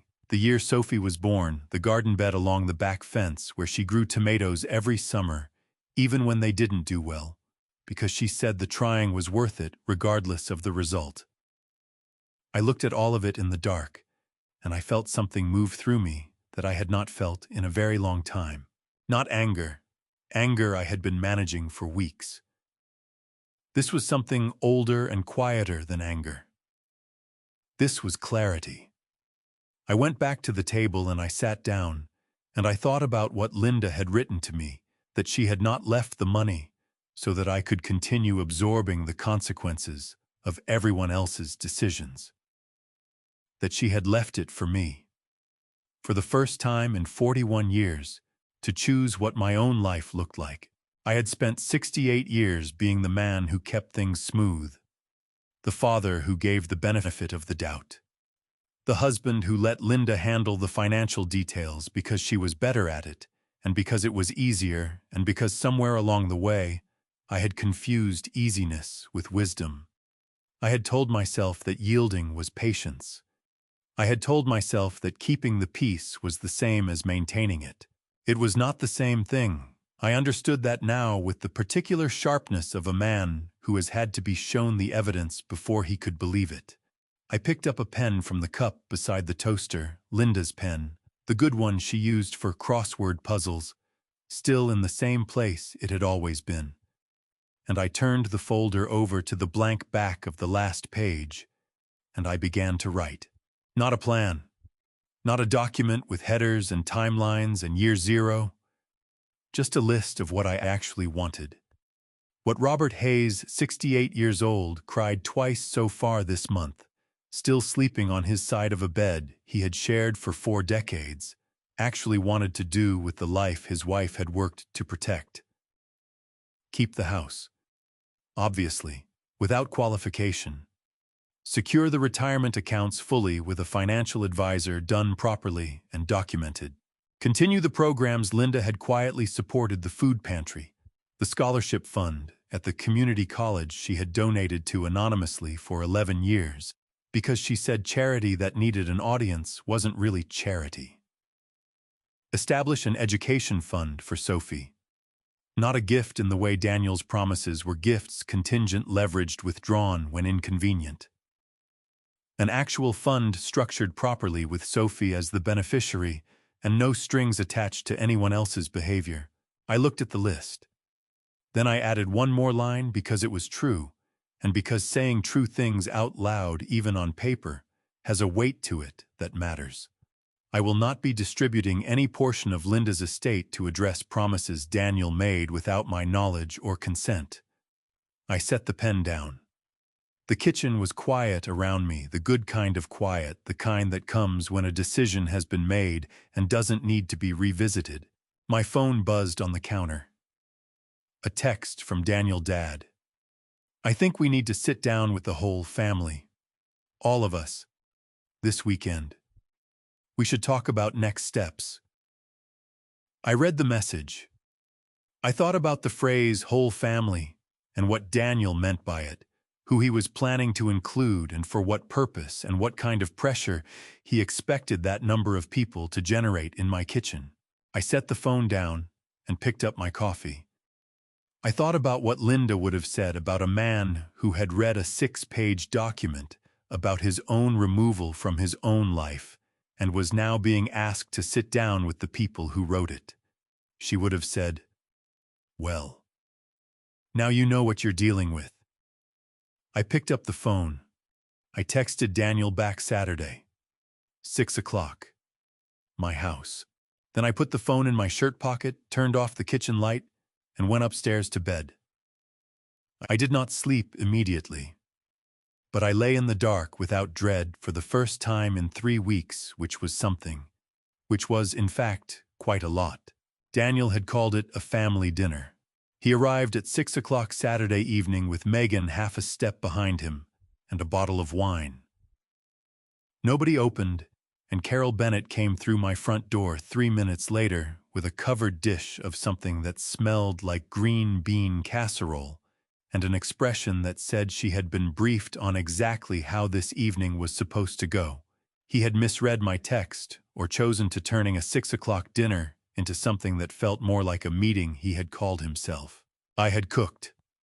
Nothing elaborate, a pot of chili cornbread from the box mix Linda kept in the pantry, a green salad I had dressed myself. I had set the table properly, the way Linda always set it, when people came over, napkins, folded water glasses already filled. I had done all of this deliberately, the way you put on a good coat before a difficult conversation, not to impress anyone, but to remind yourself of who you are going into it. Carol set her dish on the counter and turned to me with the particular warmth of a woman who has decided warmth is her best strategy. She was 62, compact, with the careful grooming of someone who treated her appearance as a professional matter. She hugged me with both arms, which was something she had done exactly once before, in the 10 years I had known her at Sophie's baptism. "Robert," she said, pulling back and holding my arms with both hands, looking at my face with an expression of profound sympathy. "You look tired. Are you eating?" "I cooked dinner, Carol," I said. "So yes." She laughed, as though I had said something charming, released my arms, and moved toward the dining table. Daniel was already there, pulling out chairs, directing traffic the way he did when he wanted to appear, as though he were in charge of a room. Megan had gone to the kitchen on the pretense of helping with the food, which meant she was assessing what was there and what wasn't. We sat down. The chili was good. I had made it the way Linda taught me, with 2 kinds of beans and a spoonful of cocoa powder, that she swore made the difference, and that I had been skeptical about for 20 years before I finally admitted she was right. Carol took a small bowl and praised it extravagantly, which was the most suspicious thing she had done all evening. Megan ate without commenting on the food. Daniel ate quickly, the way he always ate when he was waiting for something. 20 minutes in, when the bowls were mostly empty and the cornbread was mostly gone, Daniel set down his spoon with a quiet deliberateness that meant he had been waiting to set it down. "Dad," he said, "I think it's time we talked honestly about next steps." "I agree," I said. He blinked.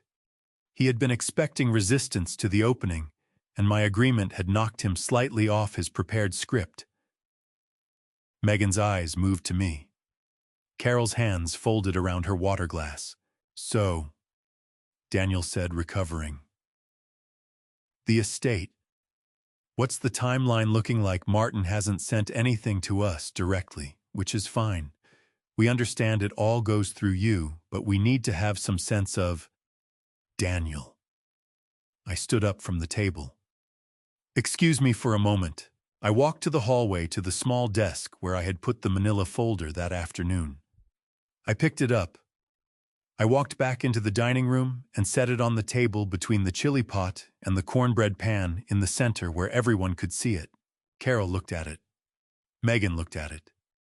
Daniel looked at it, and something shifted in his face, a tightening around the eyes, a barely perceptible stillness, the face of a man who has recognized something he wasn't expecting to see across a dinner table.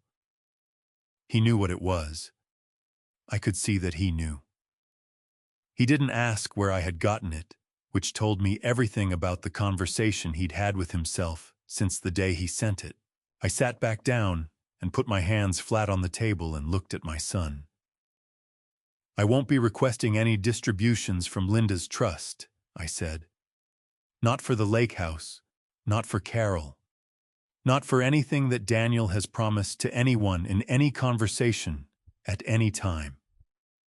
I kept my voice even and unhurried, the voice of a man who has already made his decision and is now simply communicating it. That is my position, and it is not open for discussion this evening. Carol's water glass came down on the table harder than she intended. "Robert, let me finish, please." I didn't look at her. I looked at Daniel. "I want you to understand that this decision was not made in grief. It was not made in anger. It was made after careful thought, after meeting with Martin twice, and after reading the document that's sitting on this table right now. I paused. The one you wrote 11 months ago, Daniel, while your mother was still alive. The temperature in the room changed. Not dramatically, it was a dining room in Columbus, Ohio, not a courtroom. But it changed in the way rooms change when something true has been said that cannot be unsaid. Megan's fork went still against her bowl. Carol looked from me to Daniel and back to me with the rapid recalibration of a woman who had walked into an evening she thought she understood and was now discovering the floor plan was wrong. Daniel's jaw tightened. A muscle worked in his cheek. He looked at the folder on the table and then looked at me, and in the long moment before he answered, I saw something move through his eyes that might have been shame or might have been calculation. At that point, the difference between the two was one I could no longer make for him. "Dad," he said. His voice had dropped the public warmth, stripped out of it. "That document was preliminary. It was hypothetical. It was written 11 months before your mother died," I said. "It assigned a sale value to this house. It listed assisted living facilities near your proposed new address. It allocated a monthly allowance for my personal needs." I set one hand on top of the folder. "There is nothing hypothetical about a facility list, Daniel." Carol made a sound, a sharp intake of breath that she covered immediately by reaching for her water glass. Megan pushed her chair back an inch, a small physical withdrawal that she probably didn't realize she'd made. Daniel stared at me across the dinner table, and I stared back. And for the first time since Linda died, I did not feel the old familiar pull to soften things, to find the phrase that would bring the temperature down, to sacrifice one true thing in order to preserve the comfortable shape of the room. "In this plan," I said quietly, "for spending your mother's money, what exactly did you leave me the right to decide?" The question sat there. Daniel opened his mouth. He closed it. He looked at Megan, whose expression had gone to the careful neutral of a person who is deciding very quickly that she does not want to be associated with whatever happens next. He looked at Carol, who was studying the tablecloth with sudden intense concentration. He had no answer. Not because he wasn't capable of constructing one, but because there was none to construct. The document said what it said. His name was on it. The date was on it. Carol cleared her throat and looked up. "Robert, I think we all just need to take a breath and—" "Carol." My voice was quiet and final. "This is a conversation between me and my son." The front door opened. Sophie stepped into the dining room, still wearing her coat, her backpack over one shoulder, her cheeks flushed from the cold outside. She stopped in the doorway and looked at the room, at me, at Daniel, at Megan, at Carol, at the folder on the table between the dishes, and her face did the thing faces do when a person walks into a situation they already understand completely. She had come on her own. I had sent her a text that afternoon saying there would be a family dinner and she was welcome if she wanted to be there, and I had left it at that. She had come. She sat down at the end of the table without being invited, which was something she had never done before. And the simple fact of it, this 16-year-old girl taking her seat with the quiet certainty of someone who has decided they belong in a room, made my chest hurt in a way that had nothing to do with pain. "Hi, Grandpa," she said. "Hi, sweetheart," I said. Megan's eyes went to Sophie immediately. "Sophie, honey, what are you—" "I wanted to be here," Sophie said. Her voice was steady. She looked at her mother directly, which I noticed, and I thought it probably cost her something. I opened the folder. I turned it so it faced the center of the table. I found page 1 and I read the title aloud. Hayes Family Financial Transition Plan. I heard Carol draw a breath. I heard Megan's chair scrape slightly against the floor. "Daniel wrote this," I said. 11 months before Linda passed. I turned to page 2. Item 1. Daniel resigns current position. I looked up at my son. He was very still. Item 2. Purchase of lakefront property, Buckeye Lake area, $350,000 to $400,000. I turned the page. Item 3. Gift to Carol Bennett, $300,000 for retirement security and quality of life. Carol made a sound. I couldn't categorize something between recognition and embarrassment. The sound of a person hearing their name in a document they didn't know existed. Item 4. I smoothed the page with my palm and read it clearly the way Martin had read me estate documents 3 weeks ago, without inflection, because the words did their own work, without any help from tone. Sale of primary Hayes residence. Robert Hayes to transition to smaller, more manageable living arrangement, assisted living facility, or one-bedroom apartment in proximity to family. Proceeds to be reinvested within the family portfolio. Robert to receive monthly living allowance drawn from estate, amount to be determined based on facility costs and personal needs. I set the page down. I looked at my son. In this plan, I said, for spending your mother's money, where am I?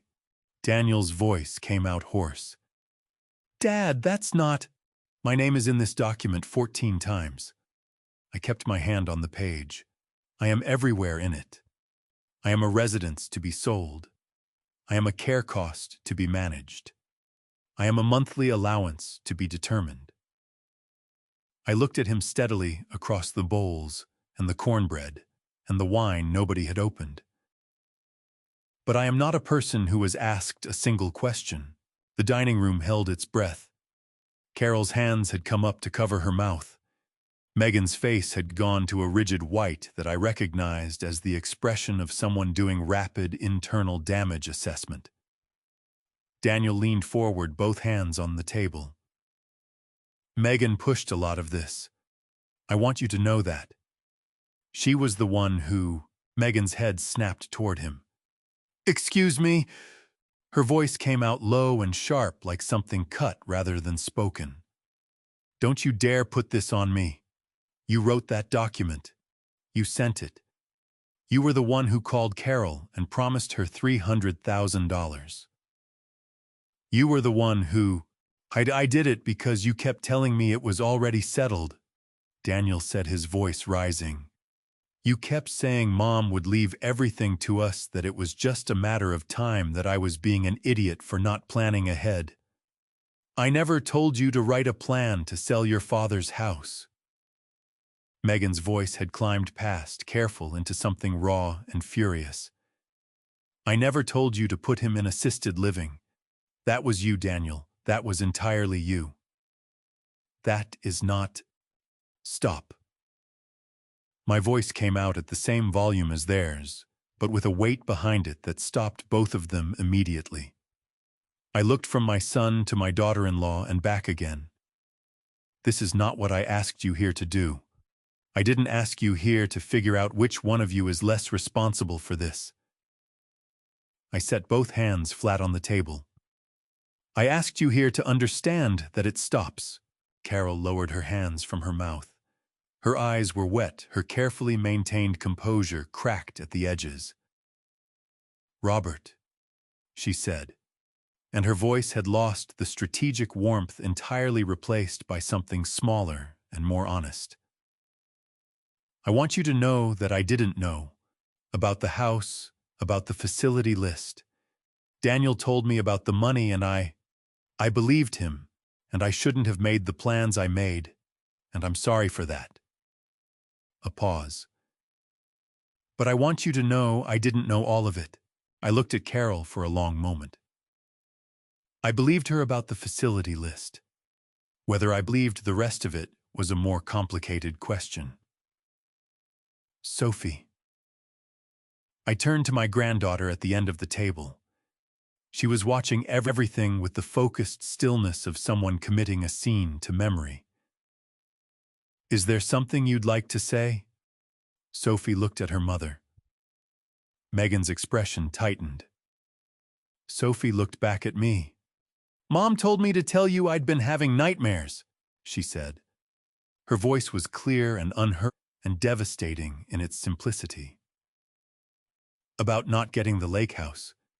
She said if I told you I was upset and scared, you might feel bad enough to change your mind." She paused. "I haven't been having nightmares. I made it up because she asked me to. And I'm sorry, Grandpa. I should have told you sooner." Megan pushed back from the table and stood. "Sophie, that is not—" "Sit down, Megan." My voice was quiet, and it was not a request. Megan sat. Daniel was looking at his daughter with an expression I had not seen on his face before, not calculation, not defensiveness, but something stripped of all of that. Something that looked, if I was reading it correctly across a dinner table in Columbus on a Saturday night, remarkably like shame. "I'm not going to buy a lake house," I said. "I'm not going to give Carol $300,000. I'm not going to sell this house or move into a facility or draw a monthly allowance from Linda's estate to cover the cost of my own removal from my own life." I looked around the table at Daniel, at Megan, at Carol, at Sophie. "What I am going to do is exactly what Linda wanted me to do, which is to take care of myself for the first time in 68 years, without asking permission from anyone." Carol picked up her purse. Megan stood again, and this time I let her. She looked at Daniel, who was still sitting still, looking at Sophie with that stripped and unfamiliar expression on his face. "Daniel," Megan said tightly. "We're leaving." Daniel didn't move immediately. He looked at me. I looked back at him. In 38 years, I had looked at my son across many tables and many situations, and I had always found a way to give him something, an out, an explanation, a version of events that left his dignity more or less intact. I looked at him now, and I gave him the one thing I had never given him before. Nothing. After a long moment, he stood. He picked up his jacket from the back of the chair. He walked to the front door behind Megan without looking back. Carol paused at the doorway and looked at me with an expression that was not quite an apology and not quite a farewell, and was perhaps the most honest thing she had managed all evening. Then she left. I heard the door close. I heard 2 cars start in the driveway and pull away. Sophie was still at the end of the table, both hands around her water glass, watching me. "Are you okay, Grandpa?" she asked. I sat back down in my chair. I looked at the folder on the table, the chili pot, the half-eaten cornbread, the wine bottle nobody had touched. I thought about Linda setting this table for 41 years. I thought about what she would have said right now in the particular dry and affectionate way she had of saying things that were both funny and entirely true. "I think so," I said. "Are you—" Sophie thought about it seriously, the way she thought about everything.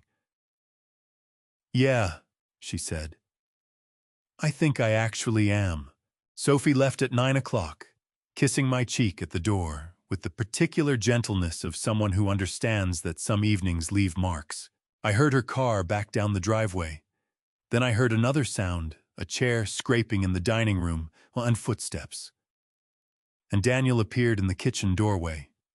He had his jacket over his arm. He had not followed Megan out. I didn't know when he had decided to stay, or whether it was a decision at all, the way some things happen, not because a person chooses them, but because the alternative becomes impossible. He looked at me. His eyes were red at the rims in the way men's eyes get red when they have been holding something in for long enough that the body starts finding its own exits. "Can I sit down?" he asked. It was the first time in weeks he had asked permission for anything in my house. "Yes," I said. "Sit down." He sat at the kitchen table, not the dining room, not the scene of everything that had just happened, But in here, the smaller room, the room where we had always had the conversations that actually mattered. I put on the kettle because Linda always put on the kettle when something needed to be said, and neither person quite knew how to start saying it. Daniel set his jacket on the back of the chair and put both hands flat on the table and looked at them. "Did Mom know?" he asked. "About all of it? The plan? Everything?" "Yes," I said. "She knew." He closed his eyes for a moment. When we opened them, they were wetter than before, and he blinked hard twice, the haze blink, the one we all did when we were trying to keep something inside that had already started coming out. For how long? She found the email 11 months before she passed. I set 2 mugs on the counter. She printed it and gave it to Martin without telling me. She didn't tell me because she knew I would have found a way to explain it away, Daniel said. His voice was flat and honest. "Yeah, I know." He rubbed his face with both hands, a long, slow rub, the gesture of a man trying to feel his own face from the outside. "God, Dad." "Yes," I said. The kettle began to hiss. I poured the water over the tea bags and brought both mugs to the table and sat down across from my son. We were 68 and 38 years old, sitting in a kitchen at 9:15 on a Saturday night, and neither of us had any idea what came next, which was the most honest position we had been in together for a very long time. "I've been at that job for 12 years, Daniel said. He wasn't looking for sympathy. I could tell he was building toward something, and this was the foundation. 12 years of the same accounts, the same quarterly reviews, the same flights to the same cities. I'd get home on a Friday night, and Megan would ask how it went, and I'd say fine, and she'd say good, and neither of us would mean any of it." He curled both hands around his mug. "Your mom made it look so easy, living within your means, not worrying. I never understood how you did that." "We worried," I said. "We just didn't do it in front of you." He looked up. "Why not?" "Because you were our son. We were supposed to be the floor, not the ceiling." I held my mug with both hands, feeling the warmth of it. "You were supposed to stand on us, not carry us." Daniel's jaw worked. He looked down at his tea. "When it became obvious Mom was getting worse, I started telling myself a story. That this was the moment everything changed. That the estate would make it so I didn't have to go back on Monday morning and do the same thing for the 12th year in a row." His voice thinned at the edges. "I wanted to be the person who fixed things. For Megan, for Carol, for everyone.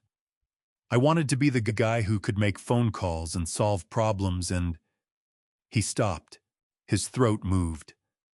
"I wanted to feel like I was enough. Like I'd done enough." The kitchen was quiet, except for the refrigerator and the sound of the neighborhood settling into night. I looked at my son, 38 years old, and tired in the bone-deep way that has nothing to do with sleep, and I felt something shift in my chest that was not forgiveness yet, but was the shape of the room forgiveness would need if it was ever going to arrive. "You used your mother's money to feel like enough," I said. Money she hadn't left yet. From a life she hadn't finished living. Daniel flinched as though I had touched something that was already bruised. "I know," he said. "Just that. No addition, no qualification, no pivot." The simplest 2 words he had said to me in years. I sat with that for a moment. Outside, a car passed on the street, its headlights sweeping briefly across the kitchen wall. "Is there anything I can do?" Daniel asked. His voice had gone quiet. "To fix any of this?" I looked at my son for a long time. I thought about Linda's letter, about the word time, about what she had arranged so carefully to give me. I thought about what I actually believed, not what I wanted to believe, not what was easiest to believe, but what the evidence of 38 years of knowing this particular person had taught me was true about him. "Go home, Daniel," I said. "We'll talk again." He nodded. He picked up his jacket. At the kitchen door, he paused and turned back, and for a moment he looked less like the man who had written a 6-page plan, and more like the boy who used to stand in this same doorway at 10 years old, asking if he could have one more hour before bed. He didn't say anything else. He just left. And I sat alone in the kitchen with 2 half-finished mugs of tea, and thought about the difference between a man who says "I know" to end a conversation and a man who says it because he actually does. I wasn't certain yet which one Daniel was, but for the first time I thought the answer might actually matter to him. In the weeks after that Saturday dinner, the consequences Daniel had created began arriving one by one, and I watched each of them land without moving to catch them. It was the hardest thing I had done in years, possibly ever. The first consequence arrived on a Tuesday afternoon in early April, when Daniel called to tell me the deposit on the lake house was gone. Under Ohio real estate law, when a buyer cancels a purchase agreement outside the contingency period, the window during which a buyer can exit the contract for specific reasons, like failed inspections or financing the earnest money deposit, is forfeited to the seller. Daniel had placed $10,000 into escrow from his joint account with Megan, and then canceled the contract 3 weeks later, past the contingency deadline, because there was no inheritance coming to replace it. The seller kept the money. All of it. "The agent said we were past the contingency window," Daniel said. His voice was tight and controlled, the voice of a man describing damage without editorializing, because editorializing would require him to assign blame, and he was not yet entirely sure where to point it. "So the 10,000 stays with the seller." "I understand," I said. "I'm not asking you to cover it, Dad." He said it quickly before I could respond in a direction he was afraid of. "I just wanted you to know." "I appreciate that," I said, and I meant it. The second consequence came that same week, when Daniel called his former employer.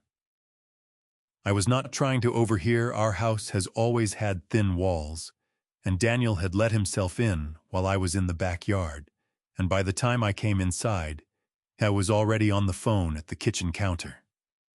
I heard enough. He was asking whether his position was still available. There was a pause while he listened. Then, "Okay, I understand.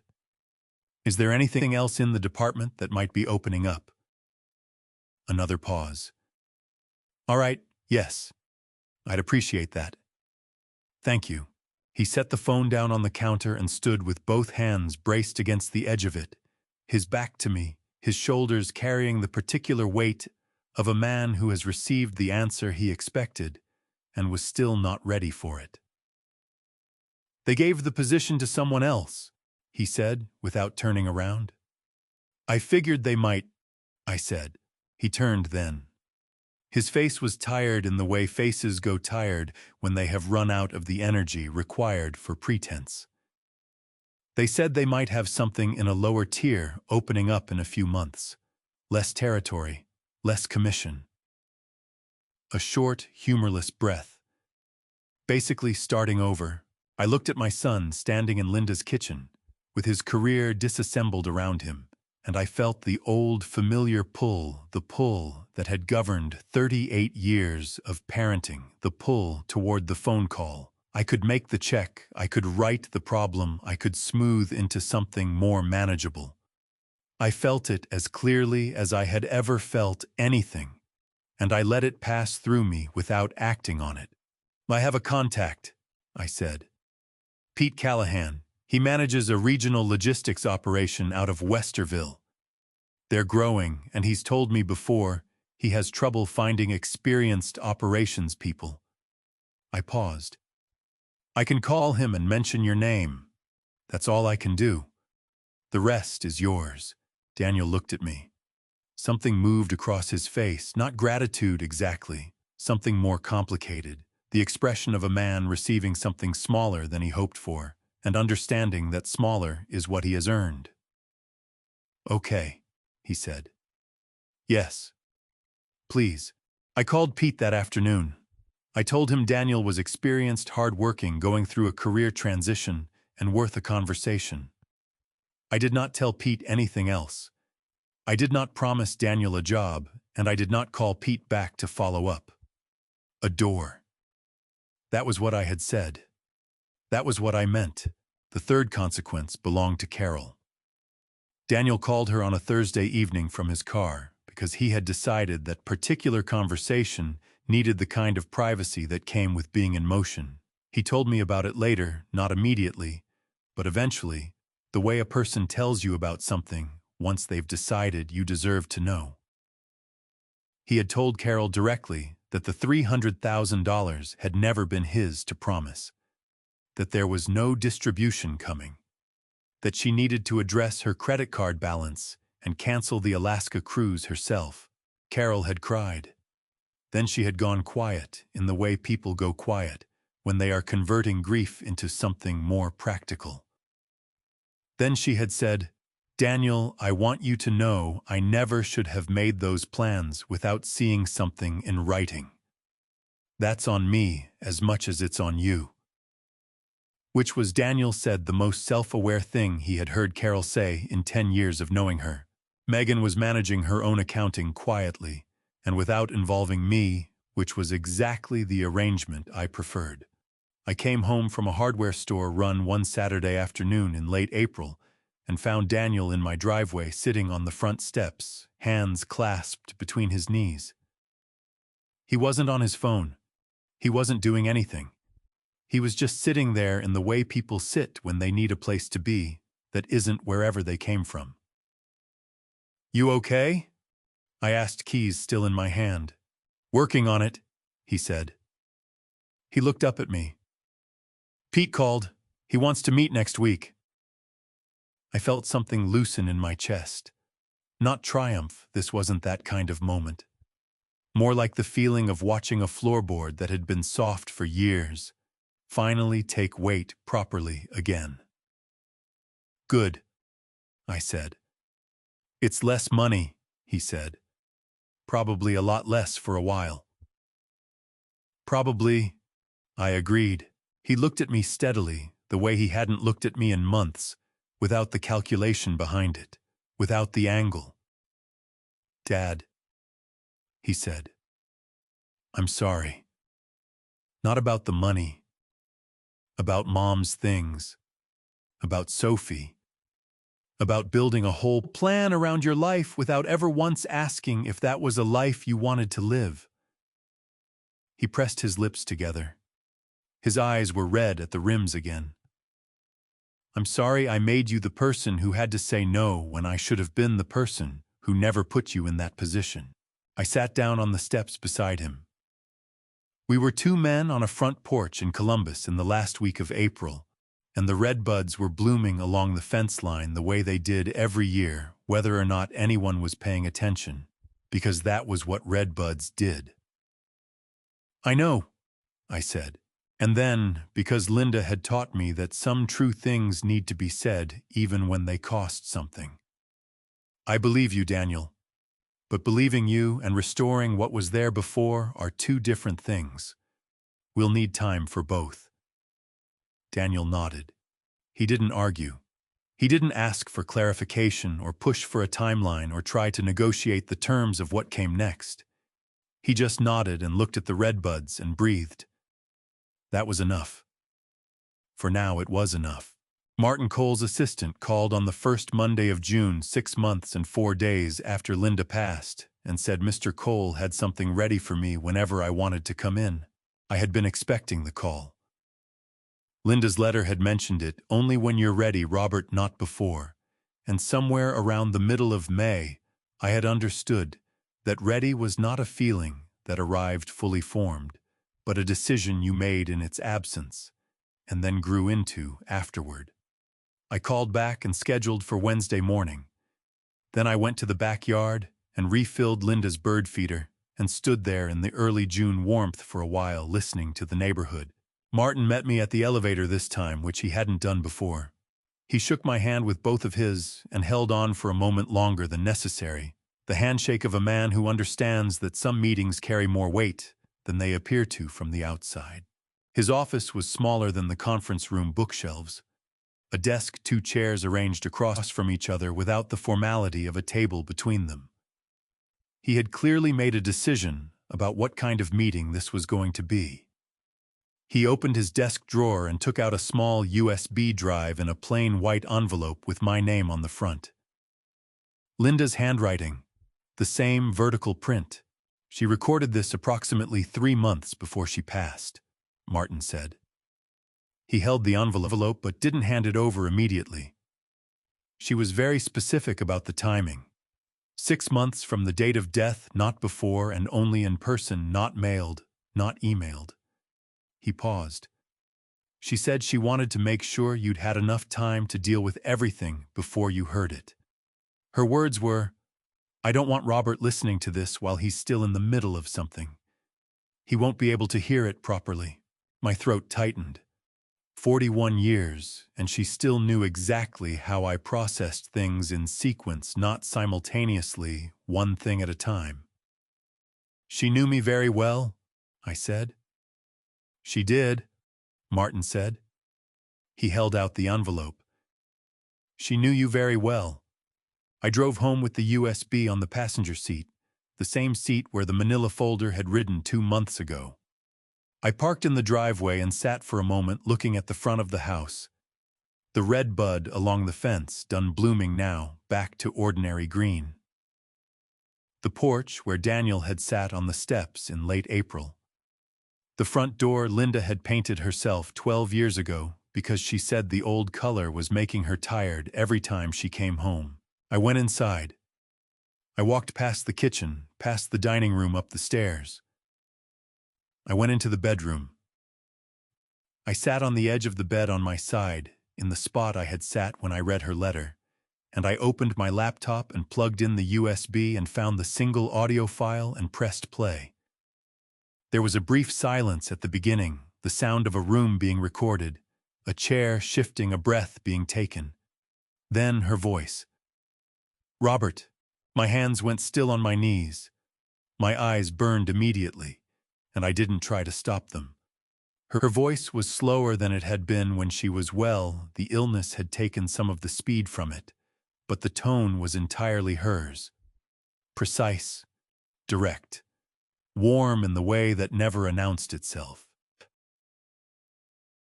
"If you're listening to this," she said, "then Martin did what I asked him to do, and you've had 6 months to get through whatever you needed to get through. I hope it was enough time. Knowing you, it probably wasn't quite, but you managed anyway because that's what you do." I made a sound that was not quite a laugh and not quite anything else. I pressed the back of my hand against my mouth and kept listening. "I need to tell you something I should have said out loud," she continued. "I need you to hear my voice saying it, not read it off a page because you always listened better than you read. You know it's true." A brief pause. "Robert, the money I left you is not a burden. It is not an obligation. It is not a tool for solving other people's problems or absorbing other people's consequences or keeping other people comfortable at the expense of your own comfort." Her voice strengthened on the next sentence the way it strengthened when she was saying something she had decided mattered. "I left it for you. For the first time in 68 years, for you to choose what your life looks like, not what anyone else needs from it. I was crying by then, not the controlled kind, but the real kind, the kind that happens when a truth finds the exact place inside you where you have been pretending it wasn't true. I sat on the edge of the bed with tears running down my face and my hands shaking slightly on my knees, and I listened to my wife's voice in an empty room. "Keep the house," she said. "Obviously. Don't let anyone tell you that house is too big or too much or too anything. It is exactly the right size for a man who built something in it for 41 years. A pause. Take care of Sophie. Not by giving her things you know how to take care of her, Robert. You've always known. Another pause, longer this time. And let Daniel find his own way. You can hold the door open. You cannot carry him through it. I think you already know that. I think you've known it for a while and just needed someone to say it plainly. Her voice softened, then the way it softened at the end of the day when she was tired, and the guard came down and she was just herself without any of the effort. I love you, she said. Take care of yourself first for once in your life.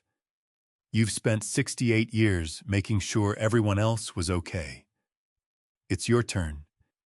It has been your turn for a long time, and I am sorry I didn't say that louder when I had the chance. The recording ended. The room held the shape of her voice for a moment, the way rooms do when something important has just been said in them.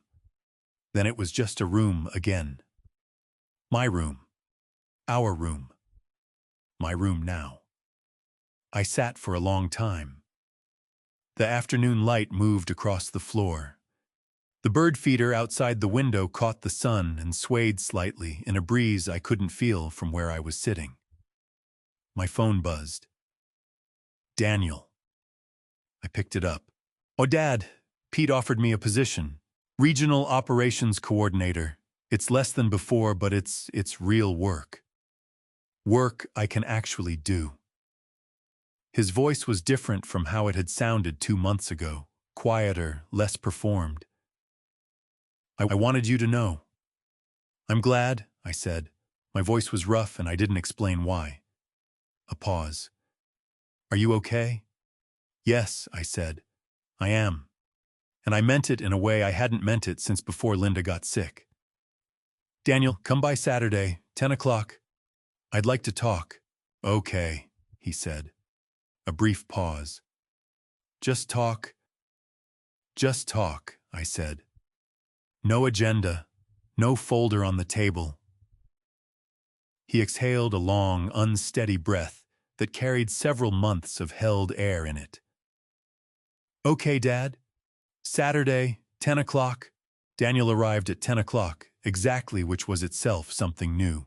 He knocked instead of using his key. He was wearing a jacket I didn't recognize, not dressed up, not casual, somewhere in between the clothing of a man who had thought carefully about what he was walking into.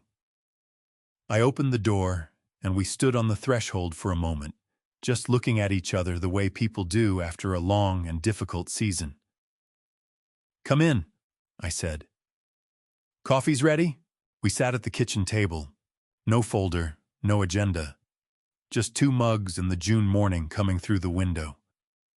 Daniel wrapped both hands around his mug and looked up at me directly. I need to say something before anything else, he said.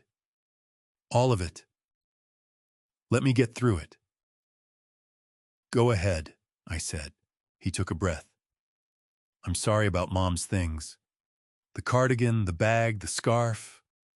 I knew what Megan was doing, and I told myself I didn't, because it was easier than stopping her. That's on me. His jaw was tight and his eyes were wet, but he didn't look away. I'm sorry about Sophie. I let her mother use her as a tool, and I looked the other way because it was working. That is the thing I am most ashamed of. He paused. And I'm sorry I built a plan for your life, put it in a document, sent it to my wife, and never once asked what you wanted. You were everywhere in that plan. You weren't in it at all. He stopped. His hands tightened around the mug. I'm not here to ask for anything, he said. I have a job. I'm dealing with my own mess. I just needed you to hear it from me in person, with nothing attached. I looked at my son across the kitchen table. I thought about Linda's voice the day before your turn, Robert. It has been your turn for a long time. I believe you, I said. And I forgive you. But forgiving you and pretending none of it happened are 2 different things. We'll need real time. Daniel's shoulders dropped the release of something held for months. I know. I'm not in a hurry. I told him what I had decided to do with Linda's estate. The house stays. Retirement accounts structured properly. The community programs Linda supported for years will continue. An education fund for Sophie set up through Martin's office, her name on it, no conditions attached to anyone else's behavior. Daniel listened without flinching at the absence of his name. When I finished, he asked one question.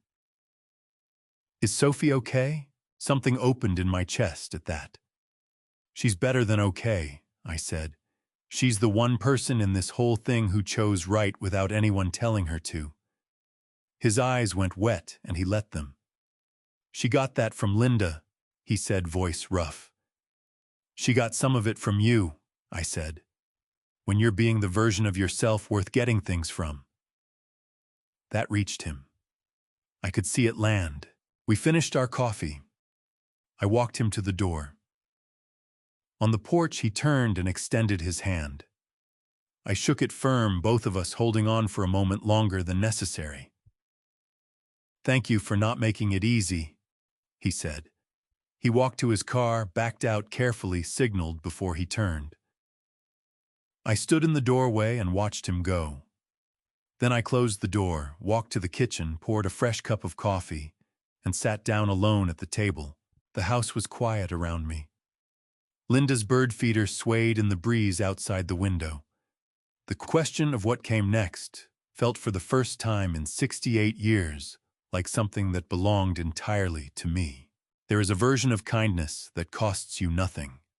And there is a version that costs you everything, your home, your dignity, your right to decide what your own life looks like. For a long time, I confused the two. I thought absorbing the weight of other people's choices was generosity. It wasn't. It was just a quieter way of disappearing. If there is one thing Linda's death taught me, and I believe God puts certain truths in our path at exactly the moment we are finally ready to receive them, it is this: family justice is not about punishment. It is not about winning. It is about having the courage to say clearly and without apology, this is mine, and I will not hand it away to keep someone else comfortable. I am not a perfect man. I waited too long to see what was right in front of me. I let people I loved make decisions about my life, because saying yes was easier than the conversation that came with saying no. Do not do what I did. Do not wait until someone you love has to protect you from the people you trusted. Do not confuse silence with dignity. Revenge stories, family like mine, do not begin with anger. They begin with a quiet moment when a person finally understands their own worth. That moment came late for me. I hope it comes earlier for you. If this story reached something in you, if you have ever been the one who gave too much for too long, then you already understand why family justice matters. And you already know that revenge stories, family, are rarely about revenge at all. They are about reclaiming what was always yours. Leave a comment below and tell me, have you ever had to choose between keeping the peace and keeping your dignity? Share this story with someone who needs to hear it. And if you haven't already subscribed to Silent Sweet Revenge, there are more stories waiting for you. Thank you for staying until the very end. It means more than you know. One final note: the stories ahead contain some fictional elements crafted with the purpose of offering life lessons and perspective. If that is not the kind of content you are looking for, we respect your choice completely. Feel free to explore whatever speaks to you best. But if you are staying, we are glad to have you.